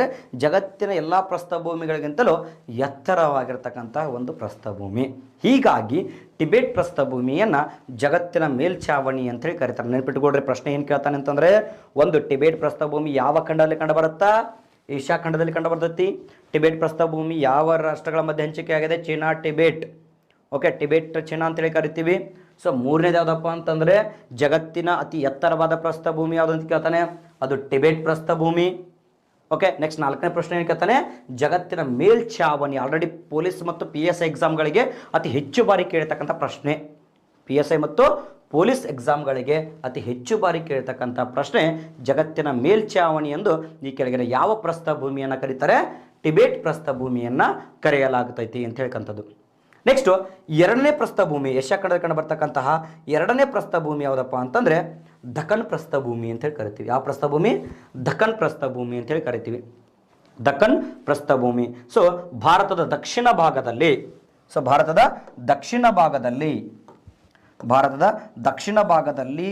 ಏನಪ್ಪ ಅಂದರೆ ತ್ರಿಕೋನಾಕೃತಿ, ತಲೆ ಕೆಳಗಾದ ತ್ರಿಕೋನಾಕೃತಿ ಅಂತೇಳಿ ಕರಿತೀವಿ. ನಿಮ್ಮ ಇಂಡಿಯನ್ ಜಿಯೋಗ್ರಫಿ ಬಂದಾಗ ಕಂಪ್ಲೀಟಾಗಿ ಇದರ ಬಗ್ಗೆ ಎಕ್ಸ್ಪ್ಲೇನ್ ಮಾಡ್ತೀನಿ. ಭಾರತದ ಭೂಗೋಳಶಾಸ್ತ್ರ ಬಂದಾಗ ದಕ್ಷಿಣ ಪ್ರಸ್ಥಭೂಮಿಯ ಬಗ್ಗೆ ಕಂಪ್ಲೀಟಾಗಿ ಎಕ್ಸ್ಪ್ಲೇನ್ ಮಾಡ್ತೀನಿ, ಗೊತ್ತಿರಲಿ. ಸೊ ದಕ್ಷಿಣ ಭಾರತದಲ್ಲಿ ಅಂದರೆ ತಲೆ ಕೆಳಕಾದ ತ್ರಿಕೋನಾಕೃತಿಯಲ್ಲಿ ನಿರ್ಮಾಣ ಆಗಿರ್ತಕ್ಕಂತಹ ಒಂದು ಪ್ರಸ್ಥಭೂಮಿ ದಖನ್ ಪ್ರಸ್ಥಭೂಮಿ. ಡೆಕ್ಕನ್ ಟ್ರಾಫ್ ಅಂತ ಕೂಡ ಕರೀತಾರೆ. ಇದಕ್ಕೆ ಡೆಕ್ಕನ್ ಟ್ರ್ಯಾಫ್ ಅಂತೇಳಿ ಕರೀತಾರೆ. ಯಾಕೆ ಅದಕ್ಕೆ ಡೆಕ್ಕನ್ ಟ್ರ್ಯಾಫ್ ಅಂತೇಳಿ ಕರೀತಾರೆ ಅಂತಕ್ಕಂಥದ್ದನ್ನು ನೋಡೋಣ. ಅದರ ಬಗ್ಗೆ ವಿಚಾರ ಮಾಡಿರಿ, ಯಾಕೆ ಇದನ್ನು ಡೆಕ್ಕನ್ ಟ್ರ್ಯಾಫ್ ಅಂತೇಳಿ ಕರೀತಾರೆ. ಓಕೆ, ಸೊ ಅದರ ಬಗ್ಗೆ ವಿಚಾರ ಮಾಡಿ, ಅದರ ಬಗ್ಗೆ ನಾನು ಮಾತಾಡ್ತೀನಿ ಆಮೇಲೆ. ಸೊ ಪ್ರಪಂಚದಲ್ಲಿ ಕಂಡು ಬರ್ತಕ್ಕಂತಹ ಪ್ರಮುಖ ಒಂದು ಏನಪ್ಪ ಅಂತಂದರೆ ಪ್ರಸ್ಥಭೂಮಿಗಳಲ್ಲಿ ಈ ದಖನ್ ಪ್ರಸ್ಥಭೂಮಿ ದಕ್ಷಿಣ ಭಾರತದಲ್ಲಿ ಪೂರ್ವ ಘಟ್ಟಗಳು ಮತ್ತು ಪಶ್ಚಿಮ ಘಟ್ಟಗಳ ಮಧ್ಯೆ ತಲೆ ಕೆಳಗಾದ ತ್ರಿಕೋನಾಕೃತಿ ಅಂತೇಳಿ ಕರಿತೀವಿ. ತಲೆ ಕೆಳಗಾದ ತ್ರಿಕೋನಾಕೃತಿ. ಸೊ ಈ ಟೈಪಲ್ಲಿ ತಲೆ ಕೆಳಗಾದ ತ್ರಿಕೋನಾಕೃತಿಯಲ್ಲಿ ಹಂಚಿಕೆಯಾಗಿರುವ ಪ್ರಸ್ಥಭೂಮಿ ಯಾವುದಂತಂದರೆ ದಖನ್ ಪ್ರಸ್ಥಭೂಮಿ ಅಂತೇಳಿ ಕರಿತೀವಿ. ದಖನ್ ಪ್ರಸ್ಥಭೂಮಿ ಭಾರತದ ಅತಿ ದೊಡ್ಡ ಪ್ರಸ್ಥಭೂಮಿ ಅಂತೇಳಿ ಕರಿತೀವಿ ಈ ದಖನ್ ಪ್ರಸ್ಥಭೂಮಿ ಅಂತಕ್ಕಂಥದ್ದು. ಸೊ ನೆಕ್ಸ್ಟು ಪಾಮೀರ್ ಪ್ರಸ್ಥಭೂಮಿ. ನಿನ್ನೆ ಒಂದು ಪ್ರಶ್ನೆ ಕೇಳಿದ್ದೆ ನಿಮಗೆ ನಾನು ಸ್ನೇಹಿತರು, ನಿನ್ನೆ ಪ್ರಶ್ನೆ ಕೇಳಿದ್ದೆ. ಪಾಮೀರ್ ಪ್ರಸ್ಥಭೂಮಿ ಎಲ್ಲಿ ಕಂಡು ಬರುತ್ತದೆ? ಪಾಮೀರ್ ಪ್ರಸ್ಥಭೂಮಿ ಎಲ್ಲಿ ಕಂಡು ಬರುತ್ತದೆ ಅಂತಕ್ಕಂಥದ್ದು. ಸೊ ಪಾಮೀರ್ ಪ್ರಸ್ಥಭೂಮಿ ಎಲ್ಲಿ ಕಂಡು ಬರ್ತದೆ ಅಂದರೆ ಭಾರತದ ಮೇಲ್ಭಾಗದಲ್ಲಿ, ಭಾರತದ ಮೇಲ್ಭಾಗದಲ್ಲಿ. ಸೊ ಇದನ್ನು ನೋಡಿದರೆ ನಿಮ್ಗೆ ಅರ್ಥ ಆಗತ್ತೆ. ಓಕೆ, ಇದನ್ನು ನೋಡ್ರಿ ನಿಮ್ಗೆ ಅರ್ಥ ಆಗುತ್ತೆ ಅಂತ ಅನ್ಕೊಂಡಿದ್ದೀನಿ. ಸೊ ಇಲ್ಲಿದೆ ನೋಡ್ರಿ Pamir, PAMIR, Pamir. This is Tibetan plateau. Okay, Tibet ಪ್ರಸ್ಥಭೂಮಿ ಇದು ಪಾಮೀರ್ ಪ್ರಸ್ಥಭೂಮಿ ಅಂದರೆ ಭಾರತದ ಉತ್ತರ ಭಾಗದಲ್ಲಿದೆ. ಭಾರತದ ಉತ್ತರ ಭಾಗದಲ್ಲಿದೆ ಅಂದರೆ ಉತ್ತರದ ಒಂದು ಜಮ್ಮು ಕಾಶ್ಮೀರ ಮತ್ತು ಲಡಾಖ್ನ ಮೇಲ್ಭಾಗದಲ್ಲಿ ಕಂಡು ಬರ್ತಕ್ಕಂಥದ್ದು ಪಾಮೀರ್ ಪ್ರಸ್ಥಭೂಮಿ. ನಿನ್ನೆ ಒಂದು ಪ್ರಶ್ನೆ ಕೇಳಿದ್ದೆ ನಾನು ನಿಮಗೆ. ಪಾಮೀರ್ ಪ್ರಸ್ಥಭೂಮಿಯನ್ನು ಏನಂತ ಕರೀತಾರ? ಪಾಮೀರ್ ಗ್ಲ್ಯಾಂಡ್, ಪಾಮೀರ್ ಗ್ರಂಥಿ ಅಂತೇಳಿ ಕರೀತಾರೆ. ಹೌದಾ? ಪಾಮೀರ್ ಗ್ರಂಥಿ ಅಥವಾ ಪಾಮೀರ್ ನಾಟ್ ಅಂತೇಳಿ ಕರೀತಾರ. ಪಾಮೀರ್ ನಾಟ್ ಅಥವಾ ಪಾಮೀರ್ ಗ್ಲ್ಯಾಂಡ್ ಅಂತೇಳಿ ಕರಿತೀವಿ. ಯಾಕೆ ಇದನ್ನು ಪಾಮೀರ್ ನಾಟ್ ಅಥವಾ ಪಾಮೀರ್ ಗ್ಲ್ಯಾಂಡ್ ಅಂತೇಳಿ ಕರಿತೀವಿ? ಹಾಗಾದರೆ ಪ್ರಸ್ಥಭೂಮಿಗೂ ಮತ್ತು ಗ್ರಂಥಿಗೂ ಏನು ವ್ಯತ್ಯಾಸ? ಭಾಳ ಜನ ಪ್ರಶ್ನೆ ಕೇಳಿದಾಗ ಕೆಲವೊಬ್ಬರು ಹೇಳ್ತಾರೆ ಪಾಮೀರ್ ಗ್ರಂಥಿ ಎಲ್ಲಿ ಕಂಡು ಬರುತ್ತದೆ? ಗಂಟಲಲ್ಲಿ ಕಂಡು ಬರುತ್ತೆ. ಹೌದಾ? ಇಲ್ಲ, ಪಾಮೀರ್ ಗ್ರಂಥಿ ಯಾವಾಗಲೂ ಕೂಡ ಭಾರತದ ಮೇಲ್ಭಾಗದಲ್ಲಿದೆ, ಉತ್ತರದಲ್ಲಿದೆ. ಅದು ಗ್ಲ್ಯಾಂಡ್ ಅಂದರೆ ನಮ್ಮ ದೇಹದಲ್ಲಿರೋ ಗ್ರಂಥಿ ಅಲ್ಲ, ನೆನಪಿಟ್ಟುಕೊಳ್ರಿ. ಸೊ ಇಲ್ಲಿ ಬರ್ತಕ್ಕಂಥ ಗ್ರಂಥಿನೇ ಬೇರೆ, ಅದಕ್ಕಿರ್ತಕ್ಕಂತಹ ಗ್ರಂಥಿನೇ ಬೇರೆ. ನಾವು ಬಯಾಲಜಿ ಗ್ರಂಥಿನೇ ಬೇರೆ, ಜಿಯೋಗ್ರಫಿ ಗ್ರಂಥಿನೇ ಬೇರೆ, ಎರಡಕ್ಕೂ ಕೂಡ ವ್ಯತ್ಯಾಸ ಇದೆ. ಸರ್ ಹಂಗಾರೆ ಪ್ರಸ್ಥಭೂಮಿ ಅಂದರೆ ಗೊತ್ತಾಯ್ತು ನಮಗೆ, ಸುತ್ತಲಿನ ಪ್ರದೇಶಕ್ಕಿಂತ ಎತ್ತರವಾಗಿರುವ ವಿಶಾಲವಾದ ಭೂಪ್ರದೇಶ ಏರು ತಗ್ಗುಗಳಿಂದ ಕೂಡಿದ್ರೆ ಅದನ್ನು ಪ್ರಸ್ಥಭೂಮಿ ಅಂತೇಳಿ ಕರಿತೀವಿ. ಹಾಗಾದ್ರೆ ಗ್ರಂಥಿ ಅಂತ ಯಾಕೆ ಕರಿತೀವಿ ಸರ್? ಅದನ್ನು ಗ್ರಂಥಿ ಅಂತ ಯಾಕೆ ಕರಿತೀವಿ ಅಂತಂದರೆ ಇದೇನು ಪ್ರಸ್ಥಭೂಮಿ ಇದೆ, ಓಕೆ, ಸೊ ಏನು ಎತ್ತರವಾಗಿರ್ತಕ್ಕಂಥ ಪ್ರಸ್ಥಭೂಮಿ ಏನಿದೆ, ಈ ಪ್ರಸ್ಥಭೂಮಿ ಸುತ್ತಲೂ ಪರ್ವತ ಶ್ರೇಣಿಗಳಿಂದ ಸುತ್ತುವರೆದಿದ್ದರೆ, ನೆನಪಿಟ್ಕೊಡ್ರಿ. ಸೊ ಪ್ರಸ್ಥಭೂಮಿಯ ಸುತ್ತಲೂ ಪರ್ವತ ಶ್ರೇಣಿಗಳಿದ್ದರೆ, ಪರ್ವತ ಶ್ರೇಣಿಗಳಂದರೆ ಪರ್ವತಗಳ ಸಾಲನ್ನು ನಾವು ರೇಂಜಸ್ ಅಂತೇಳಿ ಕರಿತೀವಿ. ಪರ್ವತಗಳ ಹಲವಾರು ಸಾಲನ್ನು ಏನು ಕರಿತೀವಿ ನಾವು? ರೇಂಜಸ್ಗಳು. ಅಂದರೆ ಪರ್ವತ, ಈ ರೀತಿ ಪರ್ವತಗಳ ಒಂದು ಸಾಲನ್ನು ರೇಂಜಸ್ಗಳು ಅಂತೇಳಿ ಕರಿತೀವಿ. ಹೊತ್ತಾನೆ? ಸೊ ಈ ರೀತಿ ಪ್ರಸ್ಥಭೂಮಿಯ ಸುತ್ತಲೂ ಏನಿರ್ಬೇಕ್ರಿ? ಪರ್ವತಗಳ ಸಾಲಿರಬೇಕು. ಪ್ರಸ್ಥಭೂಮಿಯ ಸುತ್ತಲೂ ಪರ್ವತಗಳ ಸಾಲಿರಬೇಕು. ಆ ಪರ್ವತಗಳ ಸಾಲಿತ್ತಪ್ಪ ಅಂತಂದರೆ ಅದನ್ನು ನಾವೆಂತ ಕರಿತೀವಿ ಅಂದರೆ ಇದನ್ನು ನಾಟ್ ಅಥವಾ ಗ್ಲ್ಯಾಂಡ್ ಅಂತೇಳಿ ಕರಿತೀವಿ. ಅರ್ಥ ಆಯ್ತಾ? ಸೊ ಸಿಂಪಲ್ ಆಗಿ ಹೇಳಬೇಕಂದ್ರೆ ಸಪ್ರೇಟ್ ಆಗಿದ್ದರೆ ಪ್ರಸ್ಥಭೂಮಿ. ಇಫ್ ಸಪೋಸ್ ಅದು ಮಧ್ಯದಲ್ಲಿದ್ದು ಸುತ್ತಲೂ ಏನಪ್ಪ ಅಂತಂದರೆ ಪರ್ವತ ಶ್ರೇಣಿಗಳಿಂದ ಸುತ್ತುವರೆದ್ರೆ ಅದನ್ನು ನಾಟ್ ಅಂತೇಳಿ ಕರಿತೀವಿ. ಸರ್ ಯಾಕೆ ನಾವು ಪಾಮೀರ್ ಗ್ರಂಥಿ ಅಂತೇಳಿ ಕರಿತೀವಿ ಅಂತಂದರೆ ಈ ಪಾಮೀರ್ ಪ್ರಸ್ಥಭೂಮಿಯಲ್ಲಿ ಈ ಕಡೆ ಒಂದು ಶ್ರೇಣಿ ಬರ್ತೈತಿ. ಓಕೆ, ಸೊ ಈ ಭಾಗದಲ್ಲಿ ಒಂದು ಶ್ರೇಣಿ ಕಂಡು ಬರುತ್ತಾ? ಯಾವ ಶ್ರೇಣಿ? ಕುಣಲೂನ್ ಶ್ರೇಣಿ ಅಂತೇಳಿ ಕರಿತೀವಿ. ಯಾವ ಶ್ರೇಣಿ? ಕುಣಲೂನ್ ಶ್ರೇಣಿ. ಕೆಳಗಡೆ ಕಾರಾಕೋರಂ ಶ್ರೇಣಿ. ನೆಕ್ಸ್ಟ್ ಈ ಕಡೆ ಹಿಂದೂಕುಷ್ ಪರ್ವತ ಶ್ರೇಣಿ. ನೆಕ್ಸ್ಟ್ ಸಾಲ್ಟ್ ಶ್ರೇಣಿ. ಸೊ ಹೀಗೆ ಹಲವಾರು ಪರ್ವತ ಶ್ರೇಣಿಗಳು ಕಂಡು ಬರ್ತವೆ. ಹಲವಾರು ಪರ್ವತ ಶ್ರೇಣಿಗಳು ಯಾವ್ರಿ? ಒಂದು ಕುಣಲೂನ್ ಶ್ರೇಣಿ. ಓಕೆ, ನೆಕ್ಸ್ಟು ಯಾವುದು? ಕಾರಾಕೋರಂ ಮತ್ತು ಲಡಾಖ್ ಶ್ರೇಣಿ ಎಲ್ಲಿ ಕಂಡು ಬರ್ತವೆ? ಲಡಾಖ್ ಮತ್ತು ಕಾರಾಕೋರಂ ಶ್ರೇಣಿ ಕಂಡು ಬರ್ತವೆ. ನೆಕ್ಸ್ಟು ಯಾವುದ್ರಿ? ಹಿಂದೂಕುಷ್ ಪರ್ವತ ಶ್ರೇಣಿ, ಸಾಲ್ಟ್ ಶ್ರೇಣಿ. ಸೊ ಹೀಗೆ ಸುತ್ತಲೂ ಪರ್ವತ ಸರಣಿಗಳಿಂದ ಸುತ್ತುವರೆದಿರುವ ಪ್ರಸ್ಥಭೂಮಿ ಪಾಮೀರ್ ಪ್ರಸ್ಥಭೂಮಿ. ಹೀಗಾಗಿ ಇದನ್ನು ಗ್ರಂಥಿ ಅಥವಾ ನಾಟ್ ಅಂತೇಳಿ ಕರಿತೀವಿ, ಗ್ಲ್ಯಾಂಡ್ ಅಂತೇಳಿ ಕರಿತೀವಿ. ಅರ್ಥ ಆಗಿದೆ ಅಂತ ಅನ್ಕೊಂಡಿದ್ದೀನಿ. ಓಕೆ, ಪರ್ವತಗಳಿಂದ ಸುತ್ತುವರೆದ ಕಾರಣಕ್ಕೋಸ್ಕರ ಪಾಮೀರ್ ಪ್ರಸ್ಥಭೂಮಿಯನ್ನು ನಾವು ಎಂತ ಕರಿತೀವಿ? ಗ್ರಂಥಿ ಅಥವಾ ನಾಟ್ ಅಂತೇಳಿ ಕರಿತೀವಿ. ಹಾಗಾದರೆ ಪಾಮೀರ್ ಪ್ರಸ್ಥಭೂಮಿ ಎಲ್ಲಿ ಕಂಡು ಬರುತ್ತಾ? ಭಾರತದ ಉತ್ತರದ ಭಾಗದಲ್ಲಿ ಅಥವಾ ಜಮ್ಮು ಕಾಶ್ಮೀರ ಉತ್ತರದ ಭಾಗದಲ್ಲಿ ಕಂಡು ಬರ್ತಕ್ಕಂಥದ್ದು ಅಂತಕ್ಕಂಥದ್ದು. ಓಕೆ, ಸೊ ಕ್ಲಿಯರ್ ಆಗಿದೆಯಾ? ಓಕೆ, ಸೊ ನೋಡಿ, ಏಷ್ಯಾ ಖಂಡದಲ್ಲಿ ಕಂಡು ಬರ್ತಕ್ಕಂಥ ಪ್ರಮುಖ ಗ್ರಂಥಿಗಳು ಅಂತ ಬಂದಾಗ ಒಂದು ಟಿಬೇಟ್ ಪ್ರಸ್ಥಭೂಮಿ, ಒಂದು ಟಿಬೇಟ್ ಪ್ರಸ್ಥಭೂಮಿ, ದಖನ್ ಪ್ರಸ್ಥಭೂಮಿ, ಪಾಮೀರ್ ಪ್ರಸ್ಥಭೂಮಿ ಅಂತೇಳಿ ಕರಿತೀವಿ. ಮೂರಾಯಿತು. ನೆಕ್ಸ್ಟ್ ಯಾವುದಪ್ಪ ಅಂತಂದರೆ ಯುನಾನ್ ಪ್ರಸ್ಥಭೂಮಿ. ಯಾವುದ್ರಿ? ಯುನಾನ್ ಪ್ರಸ್ಥಭೂಮಿ ಅಂತೇಳಿ ಕರಿತೀವಿ. ಯುನಾನ್ ಪ್ರಸ್ಥಭೂಮಿ. ಈ ಯುನಾನ್ ಪ್ರಸ್ಥಭೂಮಿ ಬಂದುಬಿಟ್ಟು ಚೀನಾದಲ್ಲಿ ಕಂಡು ಬರ್ತಕ್ಕಂಥದ್ದು. ಓಕೆ ಸರಿ, ಅದು ಈ ಒಂದು ಮ್ಯಾನ್ಮಾರ್ ಭಾಗ. ಯುನಾನ್ ಪ್ರಸ್ಥಭೂಮಿ ಮ್ಯಾನ್ಮಾರ್ದಲ್ಲಿ ಕಂಡು ಬರ್ತೈತಿ. ಶಾನ್ ಪ್ರಸ್ಥಭೂಮಿ ಅಥವಾ ಚಿ ಶಿಯಾನ್ ಅಂತಕ್ಕಂಥ ಒಂದು ಹೆಸರಿಂದ ಕರೀತಾರೆ. ಚಿ ಶಿಯಾನ್ ಅಥವಾ ಶಾನ್ ಪ್ರಸ್ಥಭೂಮಿ ಚೀನಾದಲ್ಲಿ ಕಂಡು ಬರುತ್ತೆ. ಶಾನ್ ಪ್ರಸ್ಥಭೂಮಿ ಚೀನಾದಲ್ಲಿ ಕಂಡುಬರ್ತಾ. ಅದರ ಜೊತೆಗೇನೆ ಪೋಟ್ವಾರ ಪ್ರಸ್ಥಭೂಮಿ ಪಾಕಿಸ್ತಾನದಲ್ಲಿ ಕಂಡುಬರ್ತಕ್ಕಂಥ ಪ್ರಸ್ಥಭೂಮಿ ಯಾವ್ದ್ರಿ? ಸೊ ಪಾಕಿಸ್ತಾನದಲ್ಲಿ ಕಂಡುಬರ್ತಕ್ಕಂಥ ಪ್ರಸ್ಥಭೂಮಿ ಪೋಟ್ವಾರ ಪ್ರಸ್ಥಭೂಮಿ. ಸಿಂಧೂ ನದಿಯ ಉಪನದಿಗಳಾದ ಹೋಗ್ತಾವ್ರಿ ಇಲ್ಲಿ. ಪೋಟ್ವಾರ ಪ್ರಸ್ಥಭೂಮಿ ಎಲ್ಲಿ ಕಂಡುಬರ್ತಿದ್ದು? ಪಾಕಿಸ್ತಾನದಲ್ಲಿ ಕಂಡುಬರ್ತೈತಿ. ಪಾಕಿಸ್ತಾನದ ಸಿಂಧ್ ಪ್ರಾಂತ್ಯ, ಪಾಕಿಸ್ತಾನದ ಸಿಂಧ್ ಪ್ರಾಂತ್ಯ ಅದನ್ನು ಆ ಒಂದು ಭಾಗದಲ್ಲಿ ಕಂಡುಬರ್ತಕ್ಕಂಥದ್ದು ಪೋಟ್ವಾರ ಪ್ರಸ್ಥಭೂಮಿ ಅಂತೇಳಿ ಕರಿತೀವಿ. ಸೊ ಇದು ಏಷ್ಯಾ ಖಂಡದಲ್ಲಿ ಕಂಡುಬರ್ತಕ್ಕಂಥದ್ದು. ಅಥವಾ ಇನ್ನೊಂದಿದೆ ಏನಪ್ಪ ಅಂದರೆ ಅನಾಟೋಲಿಯನ್ ಪ್ರಸ್ಥಭೂಮಿ ಅಂತ ಬರ್ತೈತಿ, ಅನಾಟೋಲಿಯನ್ ಪ್ರಸ್ಥಭೂಮಿ ಅಂತ ಬರ್ತೈತಿ. ಸೊ ಹೀಗೆ ಹಲವಾರು ಪ್ರಸ್ಥಭೂಮಿಗಳು ಏಷ್ಯಾ ಖಂಡದಲ್ಲಿ ಕಂಡುಬರ್ತವೆ ನೋಡಿ. ಇವು ಅತಿ ಪ್ರಮುಖವಾಗಿರ್ತಕ್ಕಂಥ ಪ್ರಸ್ಥಭೂಮಿಗಳು. ಅರ್ಥ ಆಗಿದೆ ಅಂತ ಅಂದ್ಕೊಂಡಿದ್ದೀನಿ. ಓಕೆ, ಸೊ ನೆಕ್ಸ್ಟು ಯಾವ ಪ್ರಸ್ಥಭೂಮಿ ರೀ? ಆಫ್ರಿಕಾ ಖಂಡದಲ್ಲಿ ಕಂಡುಬರುವ ಪ್ರಮುಖ ಪ್ರಸ್ಥಭೂಮಿಗಳ ಬಗ್ಗೆ ಮಾಡ್ತಾರೆ. ಎಲ್ಲರೂ ಕೂಡ ನೋಟ್ ಮಾಡ್ಕೊಳ್ತಿದ್ರೆ ಅಂತ ಅಂದ್ಕೊಂಡಿದ್ದೀನಿ. ಸೊ ಸಾಧ್ಯ ಆದಷ್ಟು ನೋಟ್ ಮಾಡ್ಕೊಳ್ಳೋಕೆ ಟ್ರೈ ಮಾಡಿರಿ. ಸೊ ಆಮೇಲೆ ಎಲ್ಲರೂ ಕೂಡ ಮೆಸೇಜ್ ಆಗ್ತಾರೆ, ಸರ್ ನಾವು ನೋಟ್ ಮಾಡ್ಕೊಂಡಿಲ್ಲ ಅಂತೇಳಿ. ಅರ್ಥ ಆಯ್ತಾ? ಸೊ ಯಾವಾಗಲೂ ಕೂಡ ವಿಡಿಯೋಗಳು ಕೇವಲ ಕೆಲವೊಂದಿಷ್ಟು ಅವಧಿವರೆಗೆ ಮಾತ್ರ ಇರ್ತವೆ. ಅದನ್ನು ನೀವು ಫಸ್ಟ್ ಕ್ಲಾರಿಫೈ ಮಾಡ್ಕೊಡ್ರಿ. ಎಲ್ಲರೂ ಕೂಡ ಪ್ರತಿದಿನ ಸರ್ ಲಿಂಕ್ ಕಳಿಸ್ರಿ, ಯೂಟ್ಯೂಬಲ್ಲಿ ಸಿಗ್ತಿಲ್ಲ. ಸೊ ಯಾವುದೇ ಕಾರಣಕ್ಕೂ ಕೂಡ ಲೈವ್ ಕ್ಲಾಸನ್ನು ಮಿಸ್ ಮಾಡೋಕ್ಕೆ ಹೋಗ್ಬೇಡ್ರಿ. ಯಾಕಂತಂದರೆ ಲೈವ್ ಕ್ಲಾಸ್ ಇದ್ದಾಗ ಇರ್ತಕ್ಕಂತಹ ಇಂಟ್ರೆಸ್ಟು ನಾವು ಏನಪ್ಪ ಅಂದರೆ ಆಮೇಲೆ ರೆಕಾರ್ಡೆಡ್ ಕ್ಲಾಸ್ ನೋಡುವಾಗ ಇರೋದೆಲ್ಲ ಗೊತ್ತಿರಲಿ. ಅದು ಸೈಕಾಲಜಿ ಅದು. ಅರ್ಥ ಆಯ್ತಾ? ಸೊ ಅದಕ್ಕೋಸ್ಕರ ಎಷ್ಟು ಸಾಧ್ಯ ಆಗುತ್ತೋ ಅಷ್ಟು ಲೈವ್ ಕ್ಲಾಸನ್ನು ಅಟೆಂಡ್ ಮಾಡಿ ಟ್ರೈ ಮಾಡಿರಿ. ಓಕೆ, ಸೊ ಇನ್ನೊಂದೇನಪ್ಪ ಅಂತಂದರೆ ಲೈವ್ ನೋಡುವಾಗಲೇ ನೋಟ್ಸ್ ಮಾಡ್ತಾ ಹೋಗ್ರಿ. ಯಾಕಂದರೆ ನಾವು ಹೇಳಿದ್ದು ಪ್ರತಿಯೊಂದು ಮೂಮೆಂಟ್ಸು ಕೂಡ ನಿಮ್ಮ ಕಡೆ ಗೊತ್ತಿರ್ತಾವೆ. ಅರ್ಥ ಆಯ್ತು? ಅವಾಗ ನೀವು ಯೋಚನೆ ಮಾಡೋ ಶಕ್ತಿ ಬೇರೆ ಆಗಿರ್ತೈತಿ. ಫ್ರೀ ರೆಕಾರ್ಡೆಡ್ ಕ್ಲಾಸನ್ನು ನೋಡುವಾಗ ಯೋಚನೆ ಮಾಡೋ ಶಕ್ತಿನೇ ಬೇರೆ ಆಗಿರ್ತೈತಿ. ಸೊ ಅದಕ್ಕೋಸ್ಕರ ಸಾಧ್ಯ ಆದಷ್ಟು ಇವಾಗಲೇ ನೋಟ್ಸ್ ಮಾಡ್ಕೊಳ್ಳೋಕೆ ಟ್ರೈ ಮಾಡಿರಿ. ಓಕೆ, ಸೊ ನಾನು ನೋಟ್ಸ್ ಅದಕ್ಕೆ ಪ್ರತಿ ಪದಗಳನ್ನು 2-3 ಸತಿ ರಿಪೀಟ್ ಮಾಡ್ತಾ ಇದ್ದೀವಿ ನಾವು. ಓಕೆ, ಪ್ರತಿಯೊಂದು ಲೆಕ್ಚರ್ಸು ಕೂಡ ನಿಮಗೆ ತುಂಬ ಏನಪ್ಪ ಅಂತಂದರೆ ಅನುಕೂಲವಾಗಿ ಪಾಠವನ್ನು ಮಾಡ್ತಿದ್ದಾರೆ. ಸೊ ನಿಮ್ಗೆ ಅನುಕೂಲ ಆಗಲಿ ಅಂತಲೇ ಸೊ ನಿಧಾನವಾಗಿ ಒಂದೊಂದೇ ಪದಗಳನ್ನು 2-3 ಸತಿ ಉಚ್ಚಾರಣೆ ಮಾಡ್ತಾ ನಿಮ್ಮನ್ನು ಪರ್ಫೆಕ್ಟ್ ಮಾಡಿಸ್ತಿದ್ದಾರೆ. ಅರ್ಥ ಆಯ್ತಾ? ಸೊ ಅದಕ್ಕೋಸ್ಕರ ಎಲ್ಲರೂ ಕೂಡ ಎಲ್ಲ ಪದಗಳನ್ನು ನೋಟ್ ಮಾಡ್ತಾ ಹೋಗಿ. ಓಕೆ, ಸೊ ನೆಕ್ಸ್ಟು ಆಫ್ರಿಕಾ ಖಂಡದಲ್ಲಿ ಕಂಡುಬರ್ತಕ್ಕಂತಹ ಪ್ರಮುಖ ಪ್ರಸ್ಥಭೂಮಿಗಳು ಅಂತ ನೋಡೋದಾದರೆ, ಸೊ ಆಫ್ರಿಕಾ ಖಂಡ ಎಲ್ಲಿದೆ? ಈ ಭಾಗದಲ್ಲಿದೆ. ಹೌದಾ? ಇದು ಆಫ್ರಿಕಾ ಖಂಡ ಅಂತೇಳಿ ಕಗ್ಗತ್ತಲೆ ಖಂಡ. ಸೊ ನೋಡೋಣ ಖಂಡಗಳ ಬಗ್ಗೆ ಸರ್ ಹೇಳಿದಾರೆ ಅಂತ ಕಾಣಿಸ್ತೈತಿ ನಿಮಗೆ. ಇದ್ರ ಬಗ್ಗೆ ಎಲ್ಲ ಭರತ್ನವ್ರಿಗೆ ಸರ್ ನಿಮ್ಮ ಬಗ್ಗೆ ಎಲ್ಲ ಇದ್ರ ಬಗ್ಗೆ ಖಂಡಗಳ ಬಗ್ಗೆ ಸಂಪೂರ್ಣ ಮಾಹಿತಿ ಕೊಟ್ಟಿದ್ದಾರೆ. ಸೊ ಒಳ್ಳೆ ಏನಪ್ಪ ಅಂತಂದರೆ ಜ್ಞಾನವನ್ನು ಹೊಂದಿರತಕ್ಕಂಥವರು. ಸೊ ಅದಕ್ಕೋಸ್ಕರ ಅವರಿಂದ ಎಷ್ಟು ಸಾಧ್ಯ ಆಗುತ್ತೋ ಅಷ್ಟು ಮಾಹಿತಿನ ಪಡ್ಕೊಳ್ಳೋಕ್ಕೆ ಟ್ರೈ ಮಾಡಿರಿ. ಓಕೆ, ಸೊ ಇರಲಿ. ಈ ಒಂದು ಆಫ್ರಿಕಾ ಖಂಡ ಅಂತ ಬಂದಾಗ ಈ ಆಫ್ರಿಕಾ ಖಂಡದ ಬಗ್ಗೆ ನೋಡೋದಾದರೆ, ಈ ಆಫ್ರಿಕಾ ಖಂಡದಲ್ಲಿ ಕಂಡುಬರ್ತಕ್ಕಂಥ ಪ್ರಮುಖ ಪ್ರಸ್ಥಭೂಮಿಗಳು ನೀವು ಕಾಂಟಿನ್ಯೂಸ್ ನೆನ್ಪಿಡ್ತಾವ್ರಿ. ಹೊಂದಿಸಿ ಬರಲಿಕ್ಕೆ ಕೇಳ್ತಾನೆ, ಅಥವಾ ಈ ಕಡೆಗಿನ ಯಾವ ಹೊಂದಾಣಿಕೆ ತಪ್ಪಾಗಿದೆ ಅಂತ ಕೇಳ್ತಾನೆ. ಈ ಖಂಡಗಳನ್ನು ಕೊಟ್ಟು ಈ ಕಡೆ ಏನು ಕೊಡ್ತಾನೆ ಅಂದರೆ ಪ್ರಸ್ಥಭೂಮಿಗಳು ಕೊಡ್ತಾನೆ. ಪ್ರಸ್ಥಭೂಮಿಗಳು ಕೊಟ್ಟು ದೇಶಗಳನ್ನು ಕೇಳಲ್ಲ. ಭಾಳ ಜನ ಕನ್ಫ್ಯೂಷನ್ ಆಗ್ತೀರಿ. ಎಕ್ಸಾಮ್ಗಳಲ್ಲಿ ಯಾವುದು ಸ್ಮಾರ್ಟ್ ವರ್ಕ್ ಅಂದರೆ ಇದೆ. ಏನು ಕೊಡ್ತಾನೆ, ಏನು ಕೊಡಲ್ಲ, ಏನು ಪ್ರಶ್ನೆ ಕೇಳ್ತಾನೆ, ಏನು ಪ್ರಶ್ನೆ ಕೇಳಲ್ಲ. ಹೌದಾ? ಯಾವ ಟಾಪಿಕ್ ಮೇಲೆ ಪ್ರಶ್ನೆ ಕೇಳ್ತಾನೆ, ಯಾವ ಟಾಪಿಕ್ ಮೇಲೆ ಪ್ರಶ್ನೆ ಕೇಳಲ್ಲ. ಸೊ ಇದು ಗೊತ್ತಿರಬೇಕಾಗಿರೋದು ನಿಮಗೆ. ಇದು ಸ್ಮಾರ್ಟ್ ವರ್ಕ್. ಇಲ್ಲಿ ದೇಶಗಳನ್ನು ಕೊಡಲ್ಲ. ಪ್ರಸ್ಥಭೂಮಿಗಳಲ್ಲಿ ದೇಶಗಳನ್ನು ಭಾಳ ಕೊಡಲ್ಲ. ಬಟ್ ಏನು ಕೊಡ್ತಾನೆ ಅಂತಂದರೆ ಖಂಡಗಳನ್ನು ಕೊಡ್ತಾನೆ. ನೆನ್ಪಿಡ್ರಿ.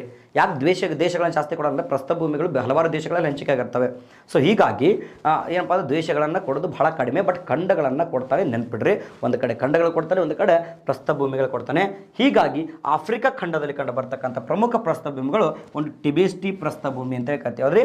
ಟಿಬೆಸ್ಟಿ ಪ್ರಸ್ಥಭೂಮಿ ಅಂತೇಳಿ ಕರಿತೀವಿ. ಸೊ ಇಲ್ಲಿ ಕಂಡು ಬರ್ತಕ್ಕಂಥದ್ದು ಟಿಬೆಸ್ಟಿ ಪ್ರಸ್ಥಭೂಮಿ ಅಂತೇಳಿ ಕರಿತೀವಿ.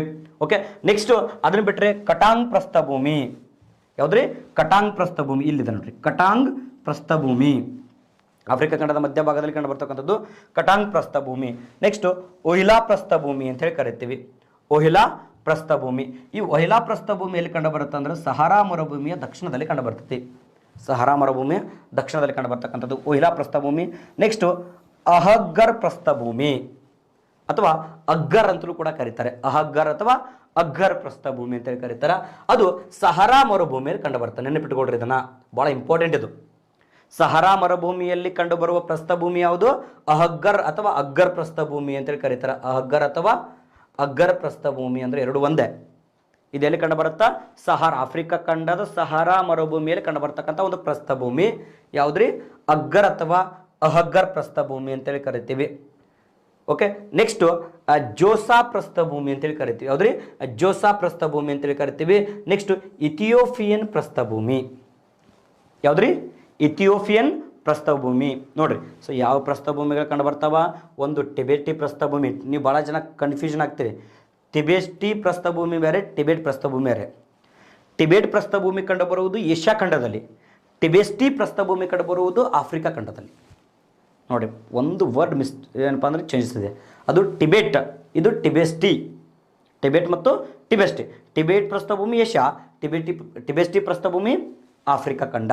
ಸೊ ಕಟಾಂಗ್, ಹುಯಿಲಾ, ಅಗ್ಗರ್, ಜೋಸಾ, next Ethiopian, okay, Ethiopian plateau ಅಥವಾ ಇಥಿಯೋಪಿಯನ್ ಏನಪ್ಪ ಅಂದರೆ ಪ್ರಸ್ಥಭೂಮಿ ಅಂತೇಳಿ ಕರಿತೀವಿ. ಇವು ಆಫ್ರಿಕಾ ಖಂಡದಲ್ಲಿ ಕಂಡು ಬರ್ತಕ್ಕಂಥದ್ದು.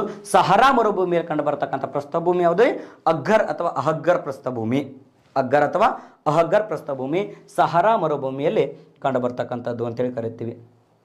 ನೆಕ್ಸ್ಟು ಸರ್ ನಮಗೆ ಏಷ್ಯಾ ಖಂಡದಲ್ಲಿ ಇರ್ತಕ್ಕಂಥ ಪ್ರಸ್ಥಭೂಮಿಗಳು ಗೊತ್ತದು ಯಾವ್ಯಾವ್ದು ಅಂತೇಳಿ.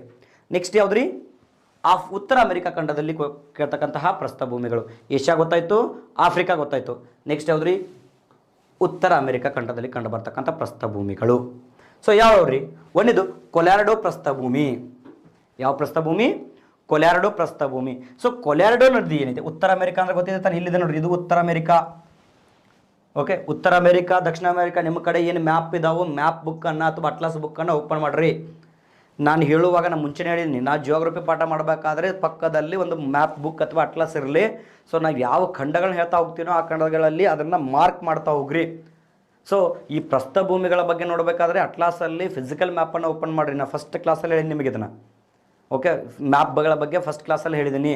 ಸೊ ಪ್ರಾಕೃತಿಕ ಲಕ್ಷಣಗಳ ಬಗ್ಗೆ, ಪರ್ವತಗಳು, ಪ್ರಸ್ಥಭೂಮಿಗಳು, ಮೈದಾನಗಳು, ನದಿಗಳು, ಸರೋವರಗಳು, ಸಾಗರಗಳು ಎಲ್ಲವನ್ನು ನೋಡ್ಬೇಕಂತಂದಾಗ ಯಾವುದ್ರಿ ಫಿಸಿಕಲ್ ಮ್ಯಾಪಲ್ಲಿ ಅಥವಾ ಭೌಗೋಳಿಕ ಒಂದು ಮ್ಯಾಪಲ್ಲಿ ನೋಡಬೇಕು. ಸಪೋಸ್ ಯಾವುದಾದ್ರೂ ನಗರ ಅಥವಾ ಪ್ಲೇಸ್ ಬಗ್ಗೆ ನಾನು ನೋಡಬೇಕು ಅಂತಂದಾಗ ಪೊಲಿಟಿಕಲ್ ಮ್ಯಾಪಲ್ಲಿ ನೋಡ್ತಾ ಹೋಗಬೇಕು. ಇಲ್ಲಿ ನಾನು ಪ್ರಸ್ಥಭೂಮಿಗಳ ಬಗ್ಗೆ ಮಾತಾಡ್ತಿದ್ದೀನಿ ಅಂದರೆ ನೀವು ಅಟ್ಲಾಸಲ್ಲಿ ಯಾವ ಮ್ಯಾಪಲ್ಲಿ ನೋಡಬೇಕು? ಫಿಸಿಕಲ್ ಮ್ಯಾಪಲ್ಲಿ ನೋಡಬೇಕು. ಓಕೆ, ಸೊ ಉತ್ತರ ಅಮೆರಿಕಾ ಖಂಡವನ್ನು ಓಪನ್ ಮಾಡಿರಿ. ಯಾವ್ದು ಅಟ್ಲಾಸ್ ಇದೆಯೋ ಅವರು ಆ ಉತ್ತರ ಅಮೆರಿಕಾ ಖಂಡವನ್ನು ಓಪನ್ ಮಾಡಿ ಅಲ್ಲಿ ಒಂದು ಪ್ಲೇಟ್ಯೂ ಬರ್ತದೆ, ಕೊಲ್ಯಾರಡೋ ಪ್ಲೇಟ್ಯೂ. ಅಲ್ಲಿ ಒಂದು ನದಿ ಹರಿಯುತ್ತೆ, ಕೊಲ್ಯಾರಡೋ ನದಿ. ಕೊಲ್ಯಾರಡೋ ನದಿ, ಆ ಕೊಲ್ಯಾರಡೋ ನದಿ ಹಾಯ್ದು ಹೋಗ್ತಕ್ಕಂಥ ಪ್ರಸ್ಥಭೂಮಿನೇ ಕೊಲ್ಯಾರಡೋ ಪ್ಲೇಟ್ಯೂ. ಕೊಲ್ಯಾರಡೋ ನದಿ ಹಾಯ್ದು ಹೋಗ್ತಕ್ಕಂಥ ಪ್ರಸ್ಥಭೂಮಿ ಯಾವುದ್ರಿ? ಕೊಲ್ಯಾರಡೋ ಪ್ಲೇಟ್ಯೂ. ಕೊಲ್ಯಾರಡೋ ನದಿಯಲ್ಲಿ ಕಂಡು ಬರುತ್ತಾ? ಉತ್ತರ ಅಮೆರಿಕಾದಲ್ಲಿ ಕಂಡು ಬರುತ್ತೆ. ಈ ಕೊಲ್ಯಾರಡೋ ಪ್ರಸ್ಥಭೂಮಿ ಉತ್ತರ ಅಮೆರಿಕಾದಲ್ಲಿ ಕಂಡು ಬರ್ತಕ್ಕಂಥದ್ದು. ಓಕೆ, ನೆಕ್ಸ್ಟು ಮೆಕ್ಸಿಕೋ ಪ್ರಸ್ಥಭೂಮಿ. ಯಾವ ಪ್ರಸ್ಥಭೂಮಿ? ಮೆಕ್ಸಿಕೋ ಪ್ರಸ್ಥಭೂಮಿ. ಮೆಕ್ಸಿಕೋ ಪ್ರಸ್ಥಭೂಮಿ ಇಲ್ಲಿದೆ ನೋಡಿ, ದಕ್ಷಿಣ ಅಮೆರಿಕಾದ ಮೆಕ್ಸಿಕೋದಲ್ಲಿ ಕಂಡು ಬರ್ತಕ್ಕಂಥದ್ದು. ಉತ್ತರ ಅಮೆರಿಕಾ ದಕ್ಷಿಣ ಭಾಗದಲ್ಲಿದೆ. ಉತ್ತರ ಅಮೆರಿಕಾದ ದಕ್ಷಿಣ ಭಾಗದಲ್ಲಿದೆ. ಇದನ್ನು ಮೆಕ್ಸಿಕೋ ಪ್ರಸ್ಥಭೂಮಿ ಅಂತೇಳಿ ಕರಿತೀವಿ. ನೆಕ್ಸ್ಟು ಎಡ್ವರ್ಡ್ ಪ್ರಸ್ಥಭೂಮಿ. ಎಡ್ವರ್ಡ್ ಪ್ರಸ್ಥಭೂಮಿ ಈ ಭಾಗದಲ್ಲಿ ಬರುತ್ತೆ. ಎಡ್ವರ್ಡ್ ಪ್ರಸ್ಥಭೂಮಿ. ಕೆಲವೊಂದಿಷ್ಟನ್ನು ಮಾರ್ಕ್ ಮಾಡಿಲ್ಲ ಇಲ್ಲಿ. ಸೊ ನಿಮಗೆ ಏನಿದೆಯೋ ಅಲ್ಲಿ ಏನೋ ಅಟ್ಲಾಸಲ್ಲಿ ಇದ್ದಾವೆ, ಪ್ರತಿಯೊಂದು ಹೆಸರು ಕೂಡ ಅಟ್ಲಾಸಲ್ಲಿ ಇದ್ದಾವೆ. ಆ ಅಟ್ಲಾಸನ್ನು ಪಾಯಿಂಟ್ ಔಟ್ ಮಾಡ್ತಾ ಹೋಗ್ರಿ. ನೆಕ್ಸ್ಟು ಲ್ಯಾಂಬರ್ಡ್ ಪ್ರಸ್ಥಭೂಮಿ. ಯಾವುದ್ರಿ? ಲ್ಯಾಂಬರ್ಡ್ ಪ್ರಸ್ಥಭೂಮಿ ಅಂತೇಳಿ ಕರಿತೀವಿ. ನೆಕ್ಸ್ಟು ಕೊಲಂಬಿಯಾ ಪ್ರಸ್ಥಭೂಮಿ ಇಲ್ಲಿದೆ, ಸ್ನೇಕ್. ಓಕೆನಾ, ಕೊಲಂಬಿಯಾ ಸ್ನೇಕ್ ಪ್ಲೇಟ್ಯೂ ಅಂತೇಳಿ ಕೂಡ ಕರೀತಾರೆ. ಅದಕ್ಕೆ ಸ್ನೇಕ್ ಪ್ಲೇಟ್ಯೂ ಅಥವಾ ಎಂತ ಕರಿತೀವಿ? ಕೊಲಂಬಿಯಾ ಪ್ರಸ್ಥಭೂಮಿ ಅಂತೇಳಿ ಕರಿತೀವಿ. ಸ್ನೇಕ್ ಪ್ಲೇಟ್ಯೂ ಅಂತಂದಾಗ ಯಾವುದನ್ನು ಹಾಕ್ಬೇಕು ನೀವು? ಕೊಲಂಬಿಯಾ ಪ್ಲೇಟ್ಯೂ ಅಥವಾ ಕೊಲಂಬಿಯಾ ಪ್ರಸ್ಥಭೂಮಿಯನ್ನು ಸ್ನೇಕ್ ಪ್ಲೇಟ್ಯೂ ಅಂತೇಳಿ ಕರೀತಾರ. ಸ್ನೇಕ್ ಪ್ಲೇಟ್ಯೂ ಅಂತೇಳಿ ಕರೀತಾರ. ಸೊ ಇನ್ನೊಂದೇನಪ್ಪ ಅಂತಂದರೆ ಈ ಲಾರೇಷಿಯನ್ ಅಥವಾ ಕೆನಡಿಯನ್ ಶೀಲ್ಡ್ ಅಂತೇಳಿ ಕರಿತೀವಿ. ಮೋಸ್ಟ್ ಇಂಪಾರ್ಟೆಂಟ್ ಇದು, ಲಾರೇಷಿಯನ್ ಅಥವಾ ಕೆನಡಿಯನ್ ಶೀಲ್ಡ್ ಅಂತೇಳಿ ಕರಿತೀವಿ. ಯಾಕೆ ಅದನ್ನು ಲಾರೇಷಿಯನ್ ಅಥವಾ ಕೆನಡಿಯನ್ ಶೀಲ್ಡ್ ಅಂತೇಳಿ ಕರಿತೀವಿ ಅಂದರೆ ಆ ಭೂಭಾಗ ಸಪ್ರೇಟ್ ಆಗ್ತಿದೆ. ಯಾಕಂತಂದ್ರೆ ಯಾವ ರೀತಿ ಭೂಫಲಕಗಳ ಚಲನೆ ಉಂಟಾಗ್ತಿದ್ದಾವೋ, ಅಂದರೆ ಆಫ್ರಿಕಾ ಖಂಡದಲ್ಲಿ ಯಾವ ರೀತಿ ಭಾರತ ಬೇರ್ಪಡ್ತೋ ಅದೇ ರೀತಿ ದಕ್ಷಿಣ ಅಮೆರಿಕಾ ಖಂಡದಿಂದ ಉತ್ತರ ಅಮೆರಿಕಾ ಖಂಡದಿಂದ ಈ ಕೆನಡಿಯನ್ ಶೀಲ್ಡ್ ಏನಿದೆ, ಕೆನಡಿಯನ್ ಲಾರೇಷಿಯನ್ ಪ್ಲೇಟು ಏನಿದೆ, ಅದು ಸಪ್ರೇಟಾಗಿ ಯುರೋಪ್ ಕಡೆ ಹೊರಟಿದೆ ಅಥವಾ ಯುರೋಪ್ ಮತ್ತು ಏಷ್ಯಾ ಭೂಭಾಗದ ಕಡೆ ಮೂವ್ಮೆಂಟ್ ಆಗ್ತದೆ. ಸೊ ಹೀಗಾಗಿ ಅದನ್ನು ಲಾರೇಷಿಯನ್ ಕೆನಡಿಯನ್ ಶೀಲ್ಡ್ ಅಂತೇಳಿ ಕರೀತಾರೆ. ಲಾರೇಷಿಯನ್ ಕೆನಡಿಯನ್ ಶೀಲ್ಡ್ ಅಂತೇಳಿ ಕರೀತಾರೆ. ಅದು ಕೂಡ ಒಂದು ಪ್ರಸ್ಥಭೂಮಿ. ಅದೇನಾಗ್ತಿದೆ? ಸಪ್ರೇಟ್ ಆಗ್ತಿದೆ. ಕಾರನ್ನು ಸ್ಪ್ಲಿಟ್ ಆಗ್ತಿರ್ತಕ್ಕಂಥದ್ದು. ಅಲ್ಲಿ ಆ ಭೂಫಲಕಗಳು ಒಡೆದು ಸಪ್ರೇಟಾಗಿ ಡೈವರ್ಜೆಂಟ್ ಆಗ್ತಿದ್ದಾವೆ. ಸೊ ಭೂಫಲಕಗಳ ಚಲನೆ ಅಂತ ಬರ್ತೈತೆ. ನಿನ್ನೆ ಹೇಳಿದ್ದೆ ನಾನು ನಿಮ್ಮ ಕ್ಲಾಸಲ್ಲಿ. ಸೊ ನಿನ್ನೆ ಹಿಮಾಲಯ ಪರ್ವತಗಳು ಏನಾಗ್ತಿದ್ದಾವೆ ರಚನೆ ಹೊಂದಬೇಕಾದ್ರೆ ಭೂಫಲಕಗಳ ಚಲನೆ ಬಗ್ಗೆ ಮಾತಾಡಿದ್ವಿ. ಆಲ್ಫ್ರೆಡ್ ವೆಗನರ್ ಅವರ ಸಿದ್ಧಾಂತ ಬಗ್ಗೆ ಹೇಳಿದ್ವಿ. ಸೊ ಅದೇ ಸಿದ್ಧಾಂತ ನಿಮಗೆ ಇಲ್ಲಿ ಅಪ್ಲೈ ಆಗುತ್ತಾ? ಸೊ ಆ ರೀತಿ ಏನಾಗ್ತದೆ, ಭೂಫಲಕಗಳು ಸಪ್ರೇಟ್ ಆಗ್ತಿದ್ದಾವೆ. ಅದನ್ನು ಲಾರೇಷಿಯನ್ ಅಥವಾ ಕೆನಡಿಯನ್ ಶೀಲ್ಡ್ ಅಂತೇಳಿ ಕರಿತೀವಿ.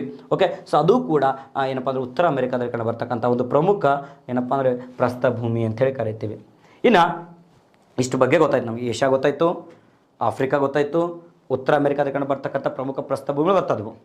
ಇನ್ನು ಮೂರನೇದು ಯಾವುದಪ್ಪ, ನಾಲ್ಕನೇದು ಯಾವುದಪ್ಪ ಅಂದರೆ ದಕ್ಷಿಣ ಅಮೆರಿಕ, ಸೌತ್ ಅಮೆರಿಕಾದಲ್ಲಿ ಕಂಡು ಬರ್ತಕ್ಕಂತಹ ಪ್ರಮುಖ ಪ್ರಸ್ಥಭೂಮಿಗಳು. ಸೌತ್ ಅಮೆರಿಕದಲ್ಲಿ ಕಂಡು ಬರ್ತಕ್ಕಂತಹ ಪ್ರಮುಖ ಪ್ರಸ್ಥಭೂಮಿಗಳು. ಒಂದೇದು ಪಟಗೋನಿಯಾ. ನೋಡಿರಿ, ಪಟಗೋನಿಯಾ ಮರುಭೂಮಿಯೂ ಕೂಡ ಇದೆ. ಇದೆಲ್ಲಿ ಕಂಡು ಬರುತ್ತಾ? ದಕ್ಷಿಣ ಅಮೆರಿಕಾದಲ್ಲಿ ಕಂಡು ಬರುತ್ತಾ ಪಟಗೋನಿಯಾ ಮರುಭೂಮಿ.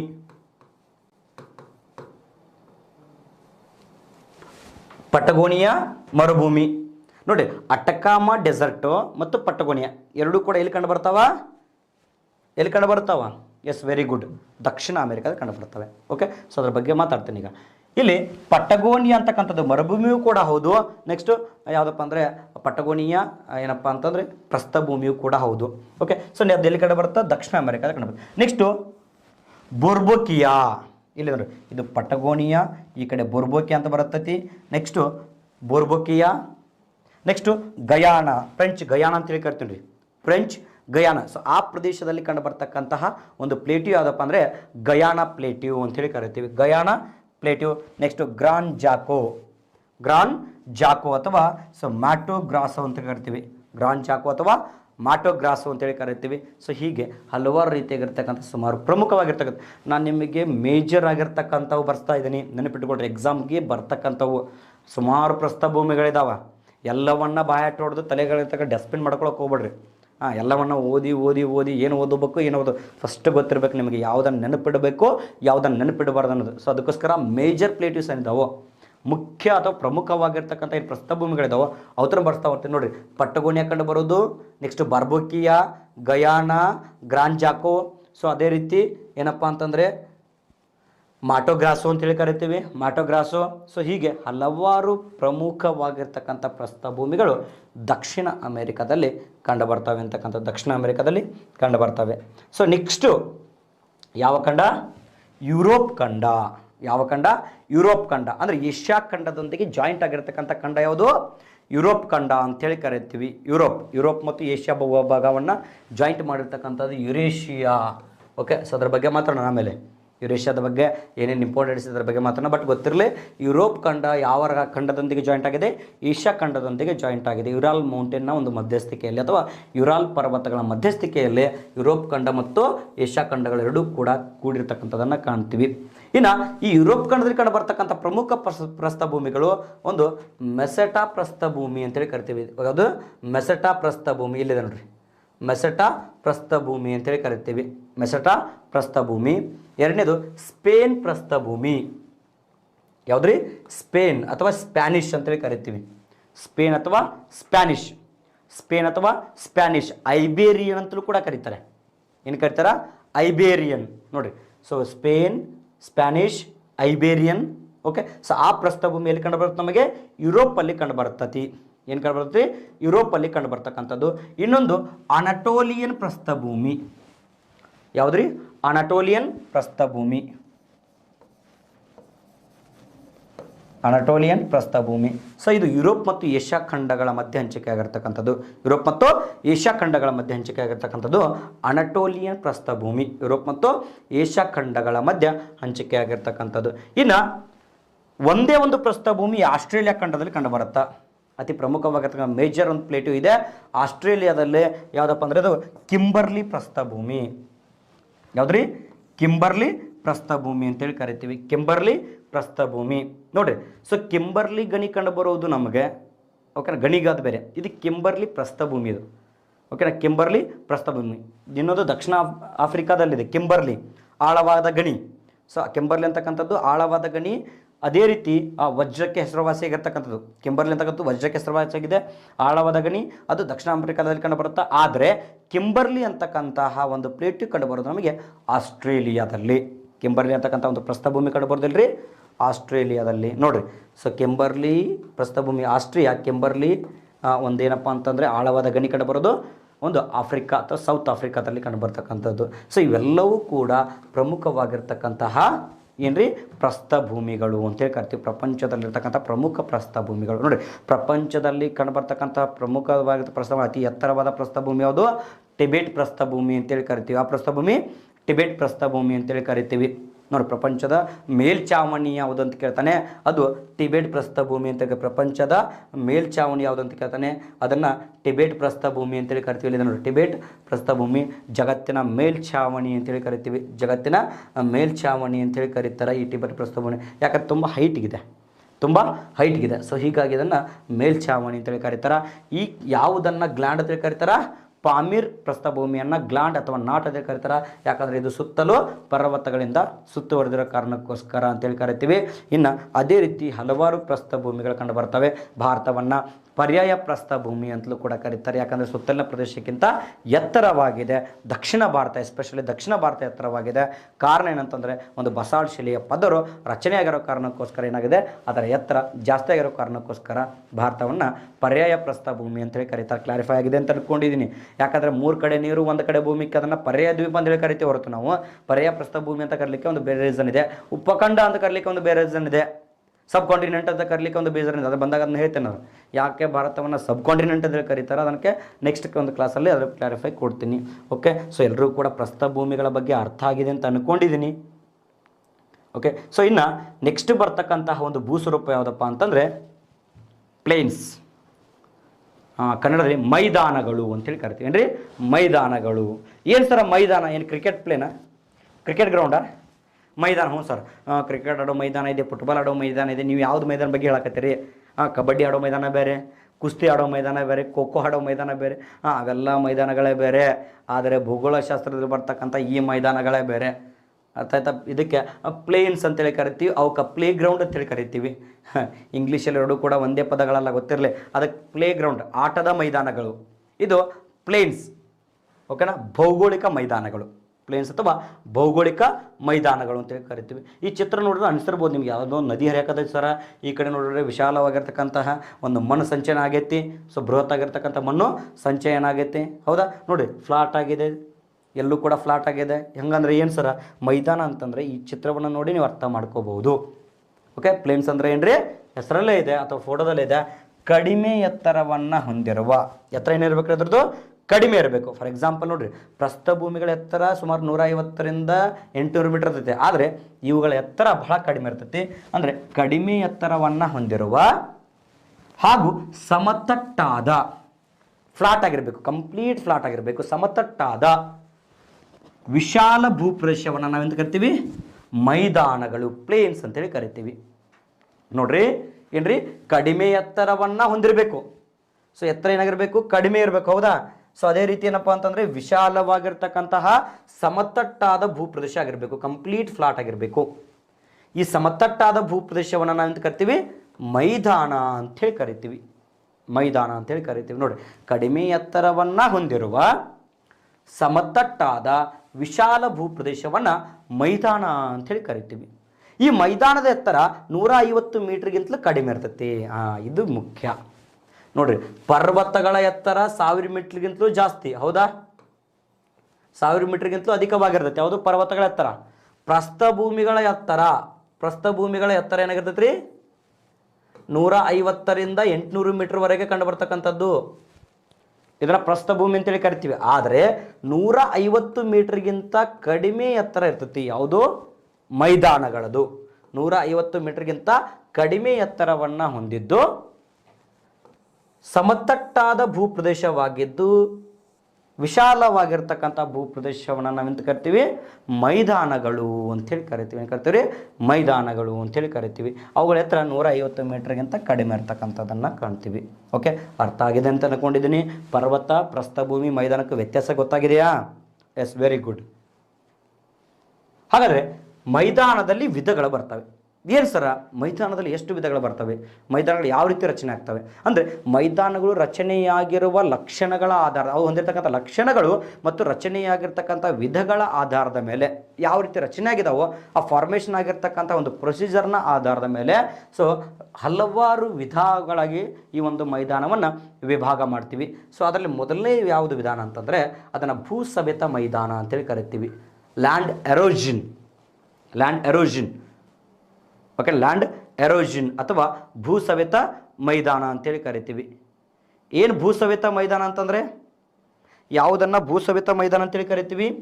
ಈಗ ಇಲ್ಲೊಂದು ಯಾವುದೋ ಭೂಪ್ರದೇಶ ಇದೆ, ಎತ್ತರವಾಗಿರ್ತಕ್ಕಂಥ ಭೂಪ್ರದೇಶ ಇದೆ, ಹೌದಾ?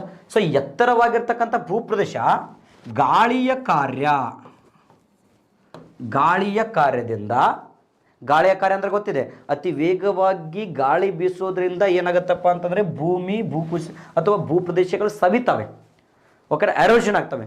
ಭೂಪ್ರದೇಶಗಳು ಎರೋಷನ್ ಆಗಿ ಇದೇನಾಗುತ್ತಪ್ಪ ಅಂದರೆ ಎತ್ತರವಾಗಿರ್ತಕ್ಕಂಥ ಪ್ರದೇಶ ಕಡಿಮೆ ಎತ್ತರವನ್ನು ಹೊಂದಿ, ಎತ್ತರವಾಗಿರ್ತಕ್ಕಂಥ ಪ್ರದೇಶ ಕಡಿಮೆ ಎತ್ತರವನ್ನು ಹೊಂದ್ತವೆ,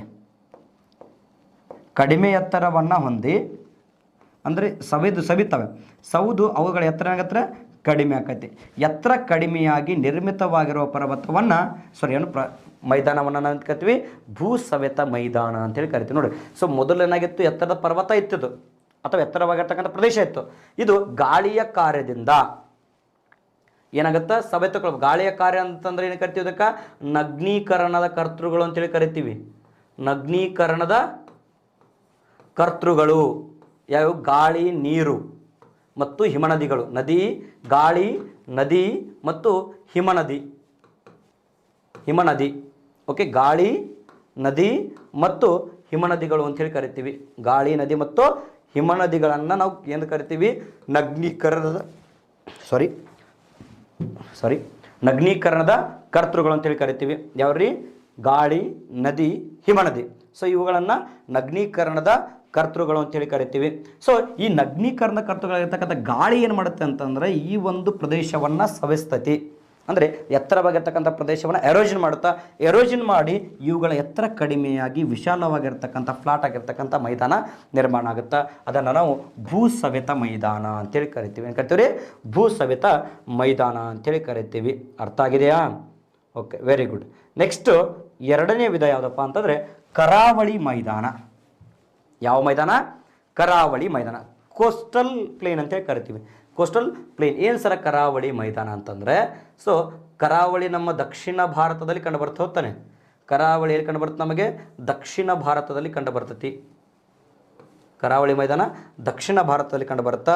ಸೊ ದಕ್ಷಿಣ ಭಾರತದಲ್ಲಿ ಕಂಡು ಬರೋ ಕಾರಣಕ್ಕೋಸ್ಕರ ಈ ಪ್ರದೇಶ, ಈ ಕಡೆ ಯಾವುದಿದೆ? ಅರಬ್ಬಿ ಸಮುದ್ರ ಇದೆ, ಹೌದಾ? ನಾವು ಇಂಡಿಯಾವನ್ನು ತೆಗೆದುಕೊಂಡಾಗ ಈ ಕಡೆ ಅರಬ್ಬಿ ಸಮುದ್ರ ಇದೆ, ಈ ಕಡೆ ಯಾವುದಿದೆ? ಪೂರ್ವದಲ್ಲಿ ಬಂಗಾಳ ಕೊಲ್ಲಿ ಇದೆ, ಬಂಕೋ ಇದೆ, ಇಲ್ಲಿ ಅಸಾ ಇದೆ ಅರಬ್ಬಿ ಸಮುದ್ರ, ಈ ಕಡೆ ಬಂಗಾಳ ಕೊಲ್ಲಿ, ಕೆಳಗಡೆ ಹಿಂದೂ ಮಹಾಸಾಗರ ಇದೆ, ಹೌದಾ? ಹಿಂದೂ ಮಹಾಸಾಗರ ಇದೆ, ಓಕೆನಾ? ಅಂದರೆ ಇಂಡಿಯನ್ ಓಷನ್ ಇದೆ.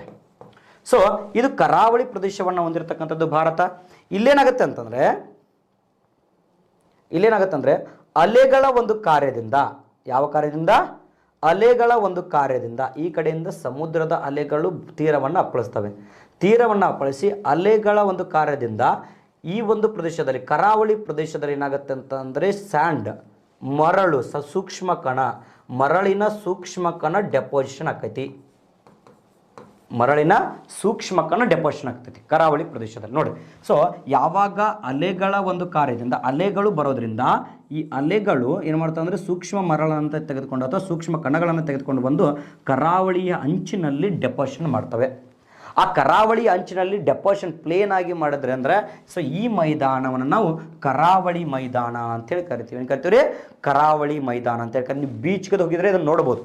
ನೀವೇನು ಸಮುದ್ರ ದಂಡೆಗೆ ಅಥವಾ ಸಾಗರ ದಂಡೆಗೆ ನೀವೇನಾದರೂ ಹೋಗಿದ್ರೆ ಅಂತಂದರೆ ಸೊ ಆ ಒಂದು ದಡದಲ್ಲಿ ನಮಗೆ ಈ ಒಂದು ಮೈದಾನಗಳು ಕಂಡು ಬರ್ತವೆ, ಹೌದಾ? ಬೀಚ್ಗೆ ಹೋಗಿದ್ರೆ ನೋಡ್ರಿ ನೀವು, ಸಮುದ್ರ ಎಷ್ಟೋ ದೂರ ಇರ್ತೈತೆ, ಆದರೆ ಇಲ್ಲಿಂದ ಏನಾಗಿರ್ತಪ್ಪ ಮರಳು ಅಥವಾ ಮರಳಿನ ರಾಶಿ ರಚನೆ ಆಗಿರ್ತೈತೆ. ಅದು ಹೆಂಗಿರ್ತದೆ? ಫ್ಲಾಟ್ ಆಗಿರ್ತೈತೆ, ಕಂಪ್ಲೀಟ್ ಪ್ಲೇನ್ ಆಗಿರ್ತೈತೆ. ಸೊ ಅದನ್ನು ನಾವು ಎಂತ ಕರಿತೀವಿ ಅಂದರೆ ಕೋಸ್ಟಲ್ ಪ್ಲೇನ್ ಅಥವಾ ಕರಾವಳಿ ಮೈದಾನ ಅಂಥೇಳಿ ಕರಿತೀವಿ. ಓಕೆ ನೋಡ್ರಿ, ಸೊ ಗಾಳಿ ಸವೆತದಿಂದ ನಿರ್ಮಿತ ಆಗಿದೆ, ಅದನ್ನು ಭೂಸವೆತ ಮೈದಾನ ಅಂತೇಳಿ ಕರಿತೀವಿ. ಸೊ ಕರಾವಳಿ ಪ್ರದೇಶದಲ್ಲಿ ಅಲೆಗಳ ಕಾರ್ಯದಿಂದ ಸೂಕ್ಷ್ಮ ಕಣ ಸಂಚಯನ ಆಗಿ ನಿರ್ಮಿತವಾಗಿರುವ ಒಂದು ಮೈದಾನವನ್ನು ನಾವೆಂತ ಕರಿತೀವಿ? ಕರಾವಳಿ ಮೈದಾನ ಅಂಥೇಳಿ ಕರಿತೀವಿ. ಸೊ ಎಲ್ಲ ಕರಾವಳಿ ಪ್ರದೇಶದಲ್ಲಿ ಇದು ಕೂಡ ಕಂಡು ಬರ್ತಕ್ಕಂಥದ್ದು. ಇನ್ನು ಸಂಚಯನ ಮೈದಾನ ಅಂತ ಬರ್ತೈತಿ. ಸಂಚಯನ ಮೈದಾನ ಏನು ಸರ ಸಂಚಯನ ಮೈದಾನ ಅಂತಂದರೆ, ಇಲ್ಲಿ ಗಾಳಿ, ನೀರು ಮೀನ್ಸ್ ನದಿಗಳು. ನೀರು ಅಂದರೆ ಎರಡು ಬರ್ತವೆ, ಒಂದು ನದಿಗಳು ಮತ್ತು ಹಿಮನದಿಗಳು. ಇವು ಏನಪ್ಪ ಅಂತಂದರೆ ನಗ್ನೀಕರಣದ ಕರ್ತೃಗಳು. ಅಂದರೆ ಎರೋಷನ್ ಮಾಡಲಿಕ್ಕೆ, ಸವಿಸಲಿಕ್ಕೆ ಅನುಕೂಲಕರ ಆಗಿರ್ತವೆ. ಸೊ ಈ ಗಾಳಿ ನೀರು ಮತ್ತು ಹಿಮನದಿಗಳೇನಕ್ಕಪ್ಪ ಅಂದರೆ ಹರಿದುಕೊಂಡು ನದಿಗಳು ಹರಿದುಕೊಂಡು ಬರಬೇಕಾದ್ರೆ ಹಲವಾರು ಸೂಕ್ಷ್ಮ ಕಣಗಳನ್ನು ತೆಗೆದುಕೊಂಡು ಬರ್ತಾವ. ಅದೇ ರೀತಿ ಗಾಳಿ ತನ್ನ ಮೂಲಕ ಏನಾಗುತ್ತೆ ಸೂಕ್ಷ್ಮ ಕಣವನ್ನು ತೆಗೆದುಕೊಂಡು ಬರ್ತೈತಿ. ಹಿಮನದಿಗಳು ಎತ್ತರ ಪ್ರದೇಶದಿಂದ ಬರಬೇಕಾದ್ರೆ ತನ್ನ ಮೂಲಕ ಹಲವಾರು ಕಣಗಳನ್ನು ತೆಗೆದುಕೊಂಡು ಬಂದು ಒಂದು ಸಮತಟ್ಟಾದ ಪ್ರದೇಶದಲ್ಲಿ ಡೆಪೋಸಿಷನ್ ಮಾಡ್ತವೆ. ಆ ಸಮತಟ್ಟಾದ ಪ್ರದೇಶದಲ್ಲಿ ಡೆಪೋಸಿಷನ್ ಮಾಡಿ ನಿರ್ಮಿತವಾಗಿರೋ ಮೈದಾನವನ್ನು ಸಂಚಯನ ಮೈದಾನ ಅಂತೇಳಿ ಕರಿತೀವಿ. ಸಂಚಯನ ಮೈದಾನ. ಈಗ ಫಾರ್ ಎಕ್ಸಾಂಪಲ್ ಗಾಳಿ ಅತಿ ವೇಗವಾಗಿ ಬೀಸೋದ್ರಿಂದ ಗಾಳಿಯ ಒಂದು ಅಥವಾ ಮಾರುತಗಳಲ್ಲಿ ಏನಾಗಿರ್ತವೆ ಸೂಕ್ಷ್ಮ ಕಣಗಳು ಸಂಚಯನ ಆಗಿರ್ತವೆ. ಅದೇ ರೀತಿ ನದಿಗಳು ಹರಿದು ಬರಬೇಕಾದ್ರೆ ನದಿಗಳಲ್ಲೂ ಕೂಡ ಹಲವಾರು ಸೂಕ್ಷ್ಮ ಕಣಗಳು ತೇಲ್ಕೊಂಡು ಬಂದಿರ್ತವೆ. ಅವೆಲ್ಲವೂ ಕೂಡ ಒಂದು ವಿಸ್ತಾರವಾದ ಪ್ರದೇಶದಲ್ಲಿ ಡೆಪೋಸಿಷನ್ ಆಗ್ತವೆ. ಆ ಡೆಪೋಸಿಷನ್ ಆಗಿ ನಿರ್ಮಿತವಾಗಿರುವ ಒಂದು ಮೈದಾನವನ್ನು ನಾವು ಸಂಚಯನ ಮೈದಾನ ಅಂಥೇಳಿ ಕರಿತೀವಿ. ಸಂಚಯನ ಮೈದಾನ ಅಂತೇಳಿ ಕರಿತೀವಿ. ಓಕೆ, ಸೊ ಅರ್ಥ ಆಗಿದೆ ಅಂತ ಅಂದ್ಕೊಂಡಿದ್ದೀನಿ. ಇನ್ನು ನೆಕ್ಸ್ಟ್ ಯಾವುದ್ರೆ ಮೆಕ್ಕಲು ಮೈದಾನ ಅಂತೇಳಿ ಕರಿತೀವಿ. ಸೊ ಮೋಸ್ಟ್ ಇಂಪಾರ್ಟೆಂಟ್ ಇದು ಮೆಕ್ಕಲು ಮೈದಾನ. ಈ ನೋಡ್ರಿ, ಸಂಚಯನ ಮೈದಾನಕ್ಕೂ ಸರ್ ಮೆಕ್ಕಲು ಮಣ್ಣಿನ ಮೈದಾನಕ್ಕೂ ಏನು ವ್ಯತ್ಯಾಸ?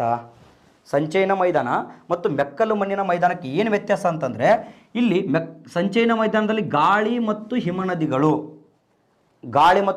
ಹಿಮನದಿಗಳು ತನ್ನ ಕಾರ್ಯವನ್ನು ಮಾಡ್ತವೆ. ಗಾಳಿ, ಹಿಮನದಿ, ನೀರು, ನದಿಗಳು. ಆದರೆ ಮೆಕ್ಕಲು ಮಣ್ಣಿನ ಮೈದಾನದಲ್ಲಿ ಕೇವಲ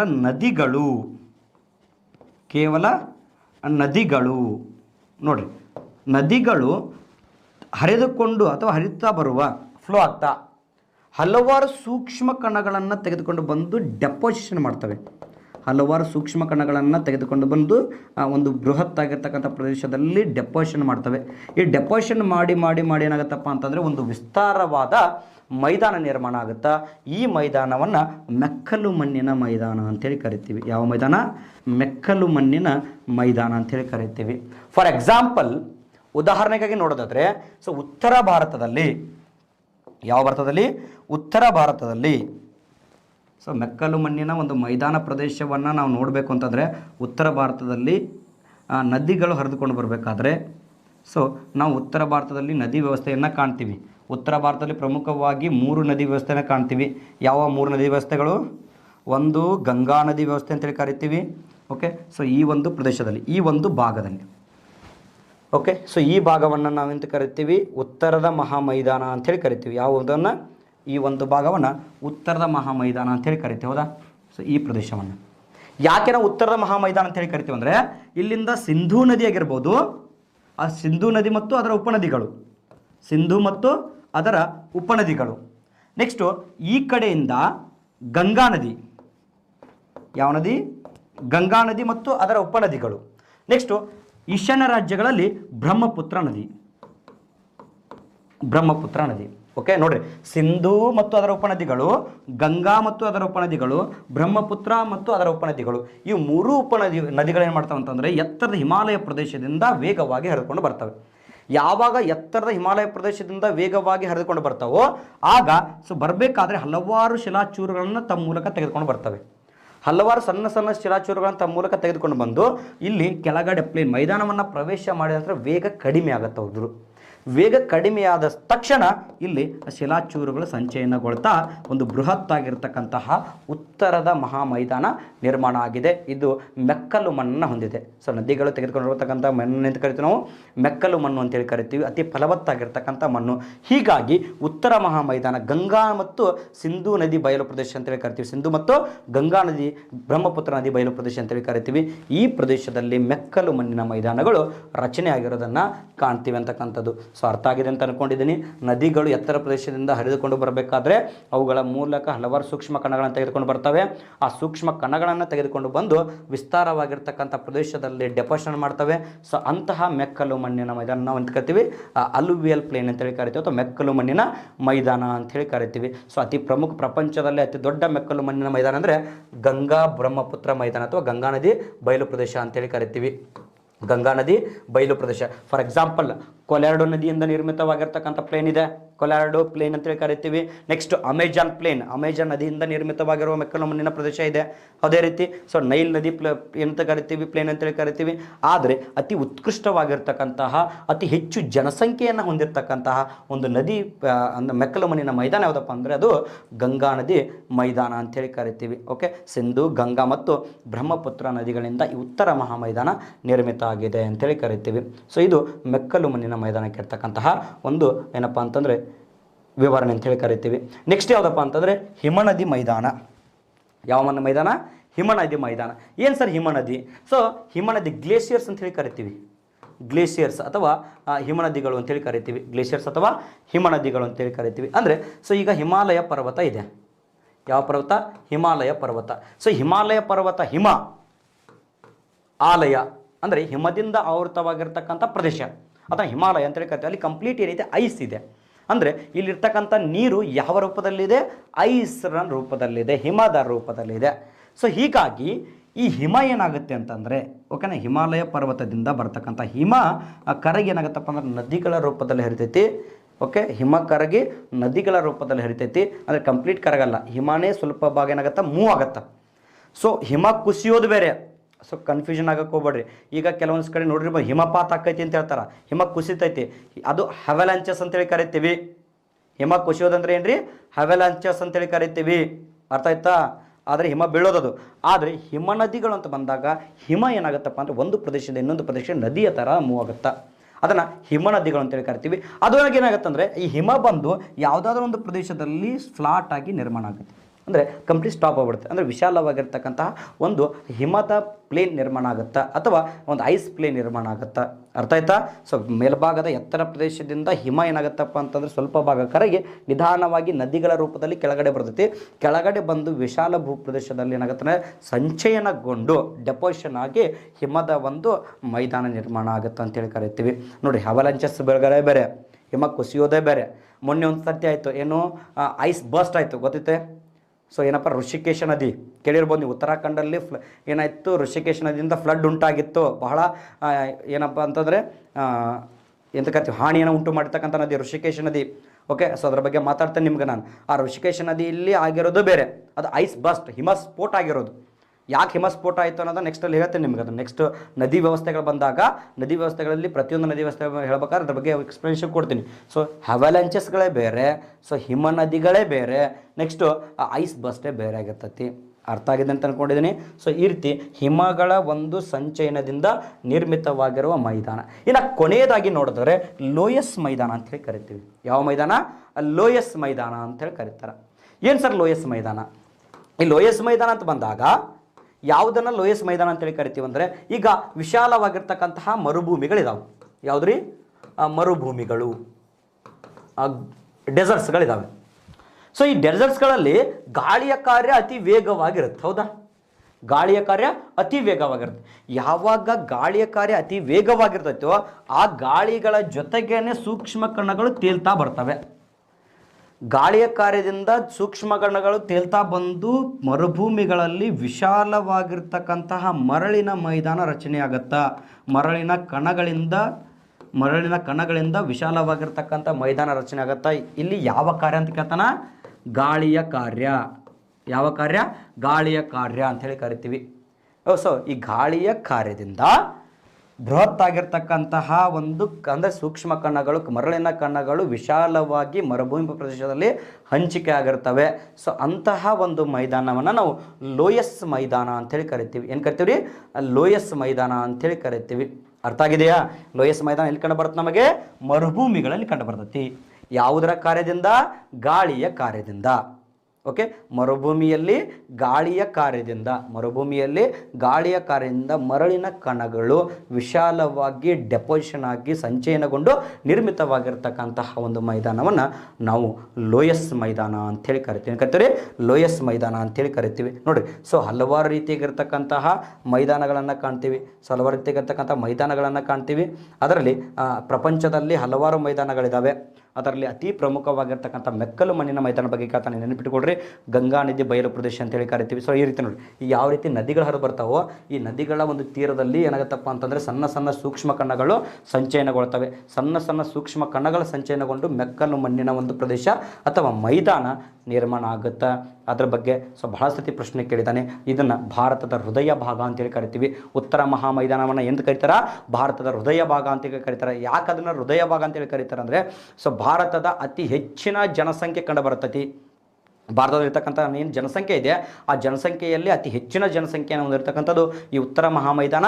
ಹಾಗೂ ಜನಸಂಖ್ಯೆ ಅಂದರೆ ಭಾರತದ ಭೂಪ್ರದೇಶದಲ್ಲಿ ಅತಿ ಹೆಚ್ಚು ಫಲವತ್ತಾದ ಭೂಮಿಯನ್ನು ಈ ಒಂದು ಉತ್ತರ ಮಹಾಮೈದಾನ ಹೊಂದಿದೆ. ಸೊ ಹೀಗಾಗಿ ಈ ಮೈದಾನವನ್ನು ನಾವು ಹೃದಯದ ಭಾಗ ಅಂತೇಳಿ ಕರಿತೀವಿ. ನೋಡಿ ಸ್ನೇಹಿತರೆ, ಸೊ ನಿನ್ನೆ ಒಂದು ಕ್ಲಾಸಲ್ಲಿ ನಾವು ಪರ್ವತಗಳ ಬಗ್ಗೆ ತಿಳ್ಕೊಂಡಿದ್ವಿ. ಅದೇ ರೀತಿ ಇವತ್ತಿನ ಒಂದು ಕ್ಲಾಸ್ಗಳಲ್ಲಿ ಏನಪ್ಪ ಅಂದರೆ ಪ್ರಸ್ಥಭೂಮಿಗಳಂತಂದರೆ ಏನು, ಹೌದಾ? ಸೊ ಎಲ್ಲೆಲ್ಲಿ ಯಾವ್ಯಾವ ಪ್ರಸ್ಥಭೂಮಿಗಳು ಕಂಡು ಬರ್ತಾವೆ. ಅದೇ ರೀತಿ ಇಲ್ಲಿ ಮೈದಾನಗಳಂತಂದ್ರೇನು, ಮೈದಾನಗಳ ವಿಧಗಳು ಯಾವ್ಯಾವ ಇದ್ದಾವೆ, ಸೊ ಅವುಗಳನ್ನು ಎಲ್ಲಿ ಹಂಚಿಕೆ ಆಗಿದ್ದಾವೆ, ಕೆಲವೊಂದಿಷ್ಟು ಇಂಪಾರ್ಟೆಂಟ್ ಆಗಿರ್ತಕ್ಕಂಥ ಮೈದಾನಗಳು ಕೂಡ ಹೇಳಿದ್ದೀನಿ. ಸೊ ಅದರಲ್ಲೂ ಭಾರತದ ಒಂದು ಪ್ರಮುಖವಾಗಿರ್ತಕ್ಕಂಥ ಮೈದಾನ ಉತ್ತರ ಮಹಾಭಾರತ ಮೈದಾನ. ಸೊ ಹೀಗೆ ಏನಪ್ಪ ಅಂದರೆ ಈ ಮೈದಾನಗಳ ಬಗ್ಗೆ, ಪ್ಲೇನ್ಸ್ ಬಗ್ಗೆ ತಿಳ್ಕೊಂಡಿದ್ವಿ. ಸೊ ಹೀಗೆ ಏನಪ್ಪ ಅಂದರೆ ಪ್ರತಿಯೊಂದು ಒಂದು ಭೂಗೋಳದ ಅಥವಾ ಭೌಗೋಳಿಕ ಸ್ವರೂಪ ಅಥವಾ ಭೌಗೋಳಿಕ ಒಂದು ಪ್ರಕಾರಗಳ ಬಗ್ಗೆ ನಾವು ಅಧ್ಯಯನ ಮಾಡ್ತಾ ಬಂದಿದ್ದೀವಿ. ಇದೇ ರೀತಿ ನೆಕ್ಸ್ಟ್ ಒಂದು ಕ್ಲಾಸ್ಗಳಲ್ಲಿ ಏನಪ್ಪ ಅಂದರೆ ನೆಕ್ಸ್ಟ್ ನಾಳೆಯ ಒಂದು ತರಗತಿಯಲ್ಲಿ ಇನ್ನೂ ಹಲವಾರು ವಿಚಾರಗಳ ಬಗ್ಗೆ ಭೂಗೋಳಶಾಸ್ತ್ರದಲ್ಲಿ ನಾವು ಚರ್ಚೆ ಮಾಡ್ತಾ ಹೋಗ್ತಿದ್ದೀವಿ, ಹೌದಾ? ಸೊ ಇದೇ ರೀತಿ ಎಲ್ಲ ಕ್ಲಾಸ್ಗಳು ಕೂಡ ಚೆನ್ನಾಗಿ ನಡೀತಾ ಇದ್ದಾವೆ. ಬೆಳಗಿನಿಂದಲೂ ಕೂಡ ಕ್ಲಾಸ್ಗಳು ಅಟೆಂಡ್ ಆಗ್ತಿದ್ದಾರೆ. ನಿಮ್ಮ ಪ್ರೋತ್ಸಾಹ ಇದೇ ರೀತಿ ನಮಗಿರಲಿ. So any time Santosh Lad foundation ಮತ್ತು ವಿಶ್ವದರ್ಶನ ಕರಿಯರ್ ಅಕಾಡೆಮಿ ನಿಮ್ಮ ಜೊತೆಗಿರ್ತೈತಿ. ಓಕೆ, ಸೊ ಅದರ ಜೊತೆಗೇ ಎಲ್ಲರೂ ಕೂಡ ಯಾರು ಇನ್ನೂ ಕೂಡ ಟೆಲಿಗ್ರಾಮ್ ಗ್ರೂಪಿಗೆ ಜಾಯ್ನ್ ಆಗಿಲ್ವೋ Vishwadarshana career academy Telegram group join ಆಗಿ. ಸೊ ನಿಮಗೇನಾದರೂ ಪ್ರಶ್ನೆಗಳಿದ್ದರೆ ದಯವಿಟ್ಟು ಪ್ರಶ್ನೆಗಳನ್ನು ಹಾಕಿ, ನನಗೆ ಸಾಧ್ಯ ಆದಷ್ಟು ಆ ಪ್ರಶ್ನೆಗಳಿಗೆ ಉತ್ತರವನ್ನು ಕೊಡ್ತಾ ಹೋಗ್ತೀನಿ. ಯಾರೂ ಕೂಡ ಸರ್ ಅದೇನದು ಲಿಂಕ್ ಸೆಂಡ್ ಮಾಡಿರಿ ದಯವಿಟ್ಟು ಹಾಕಕ್ಕೆ ಹೋಗ್ಬೇಡ್ರಿ. ಯಾಕಂತಂದರೆ ಆ ಟೈಮ್ ಇದೆ, ಆ ಟೈಮ್ಗೆ ನಾವು ಎವ್ರಿಡೇ ಆ ಟೈಮಿಗೆ ನಾವು ಅಪ್ಲೋಡ್ ಮಾಡ್ತೀವಿ. ದಯವಿಟ್ಟು ಏನು ಸಂತೋಷ್ ಲಾಡ್ ಫೌಂಡೇಶನಲ್ಲಿ ಹೋಗಿ ಆ್ಯಪಲ್ಲಿ ಹೋಗಿ ಕೆಳಗಡೆ ಒಂದು ಯೂಟ್ಯೂಬ್ ಐಕಾನ್ ಇದೆ. ಓಕೆ, ಆ ಯೂಟ್ಯೂಬ್ ಐಕಾನ್ ಮೇಲೆ ಕ್ಲಿಕ್ ಮಾಡಿದ್ರೆ ನಿಮಗೆಲ್ಲ ಲಿಂಕ್ಸ್ಗಳು ಸಿಗ್ತವೆ. ಯಾರೂ ಕೂಡ ಏನು ಕಂಟಿನ್ಯೂಸ್ ಆಗಿ ಲಿಂಕ್ ಸೆಂಡ್ ಮಾಡಿ ಅಂತ ದಯವಿಟ್ಟು ಹಾಕಕ್ಕೆ ಹೋಗ್ಬೇಡ್ರಿ. ನಿಮಗೆ ಏನಾದರೂ ಪ್ರಶ್ನೆಗಳಿದ್ದರೆ ವಿಶ್ವದರ್ಶನ ಕರಿಯರ್ ಅಕಾಡೆಮಿ ಟೆಲಿಗ್ರಾಮ್ ಗ್ರೂಪಲ್ಲಿ ಪ್ರಶ್ನೆಗಳನ್ನು ಹಾಕಿ. ಅದಕ್ಕೆ ಯಾರು ಜಾಯ್ನ್ ಆಗಿಲ್ವೋ ಜಾಯ್ನ್ ಆಗಿ ಎಲ್ಲದಕ್ಕೂ ಕೂಡ ಉತ್ತರ ಕೊಡೋಕ್ಕೆ ಪ್ರಶ್ನೆ. ಸರ್ ಕೆಲವೊಬ್ಬರು ಪ್ರಶ್ನೆಗೆ ಏನಂದ್ರೆ ಕೇಳಿದ್ರು, ಸರ್ ನಾವು ಪ್ರಶ್ನೆ ಕೇಳ್ತೀನಿ ನೀವು ಯಾರು ಉತ್ತರನೇ ಮಾಡಲ್ಲ. ಸೊ ಎಕ್ಸಾಮ್ ಪರ್ಪಸ್ಗೆ ಯಾವ ಇಂಪಾರ್ಟೆಂಟ್ ಇದಾವೆ ಆ ಪ್ರಶ್ನೆಗಳನ್ನ ನಾವು ಖಂಡಿತ ಉತ್ತರ ಕೊಟ್ಟೇ ಕೊಡ್ತೀವಿ. ಓಕೆ, ಇಫ್ ಸಪೋಸ್ ನಿಮಗೇನಾದರೂ ಅಷ್ಟು ಮೀರಿ ಬಹಳ ಜ್ಞಾನ ಬೇಕಾಗಿತ್ತು, ಇನ್ನೂ ಹೆಚ್ಚಿನ ಮಹತ್ವ ಬೇಕಾಯ್ತಂದರೆ ದಯವಿಟ್ಟು ವಿಶ್ವದರ್ಶನ ಕರಿಯರ್ ಅಕಾಡೆಮಿ ಸಂಸ್ಥೆಗೆ ಭೇಟಿ ನೀಡಿರಿ. ಇನ್ನೂ ಹೆಚ್ಚಿನ ಮಾಹಿತಿಯನ್ನು ನಾವು ಒದಗಿಸಲಿಕ್ಕೆ ಪ್ರಯತ್ನ ಪಡ್ತೀವಿ. ತುಂಬ ಹೃದಯದ ಧನ್ಯವಾದ. Thank you.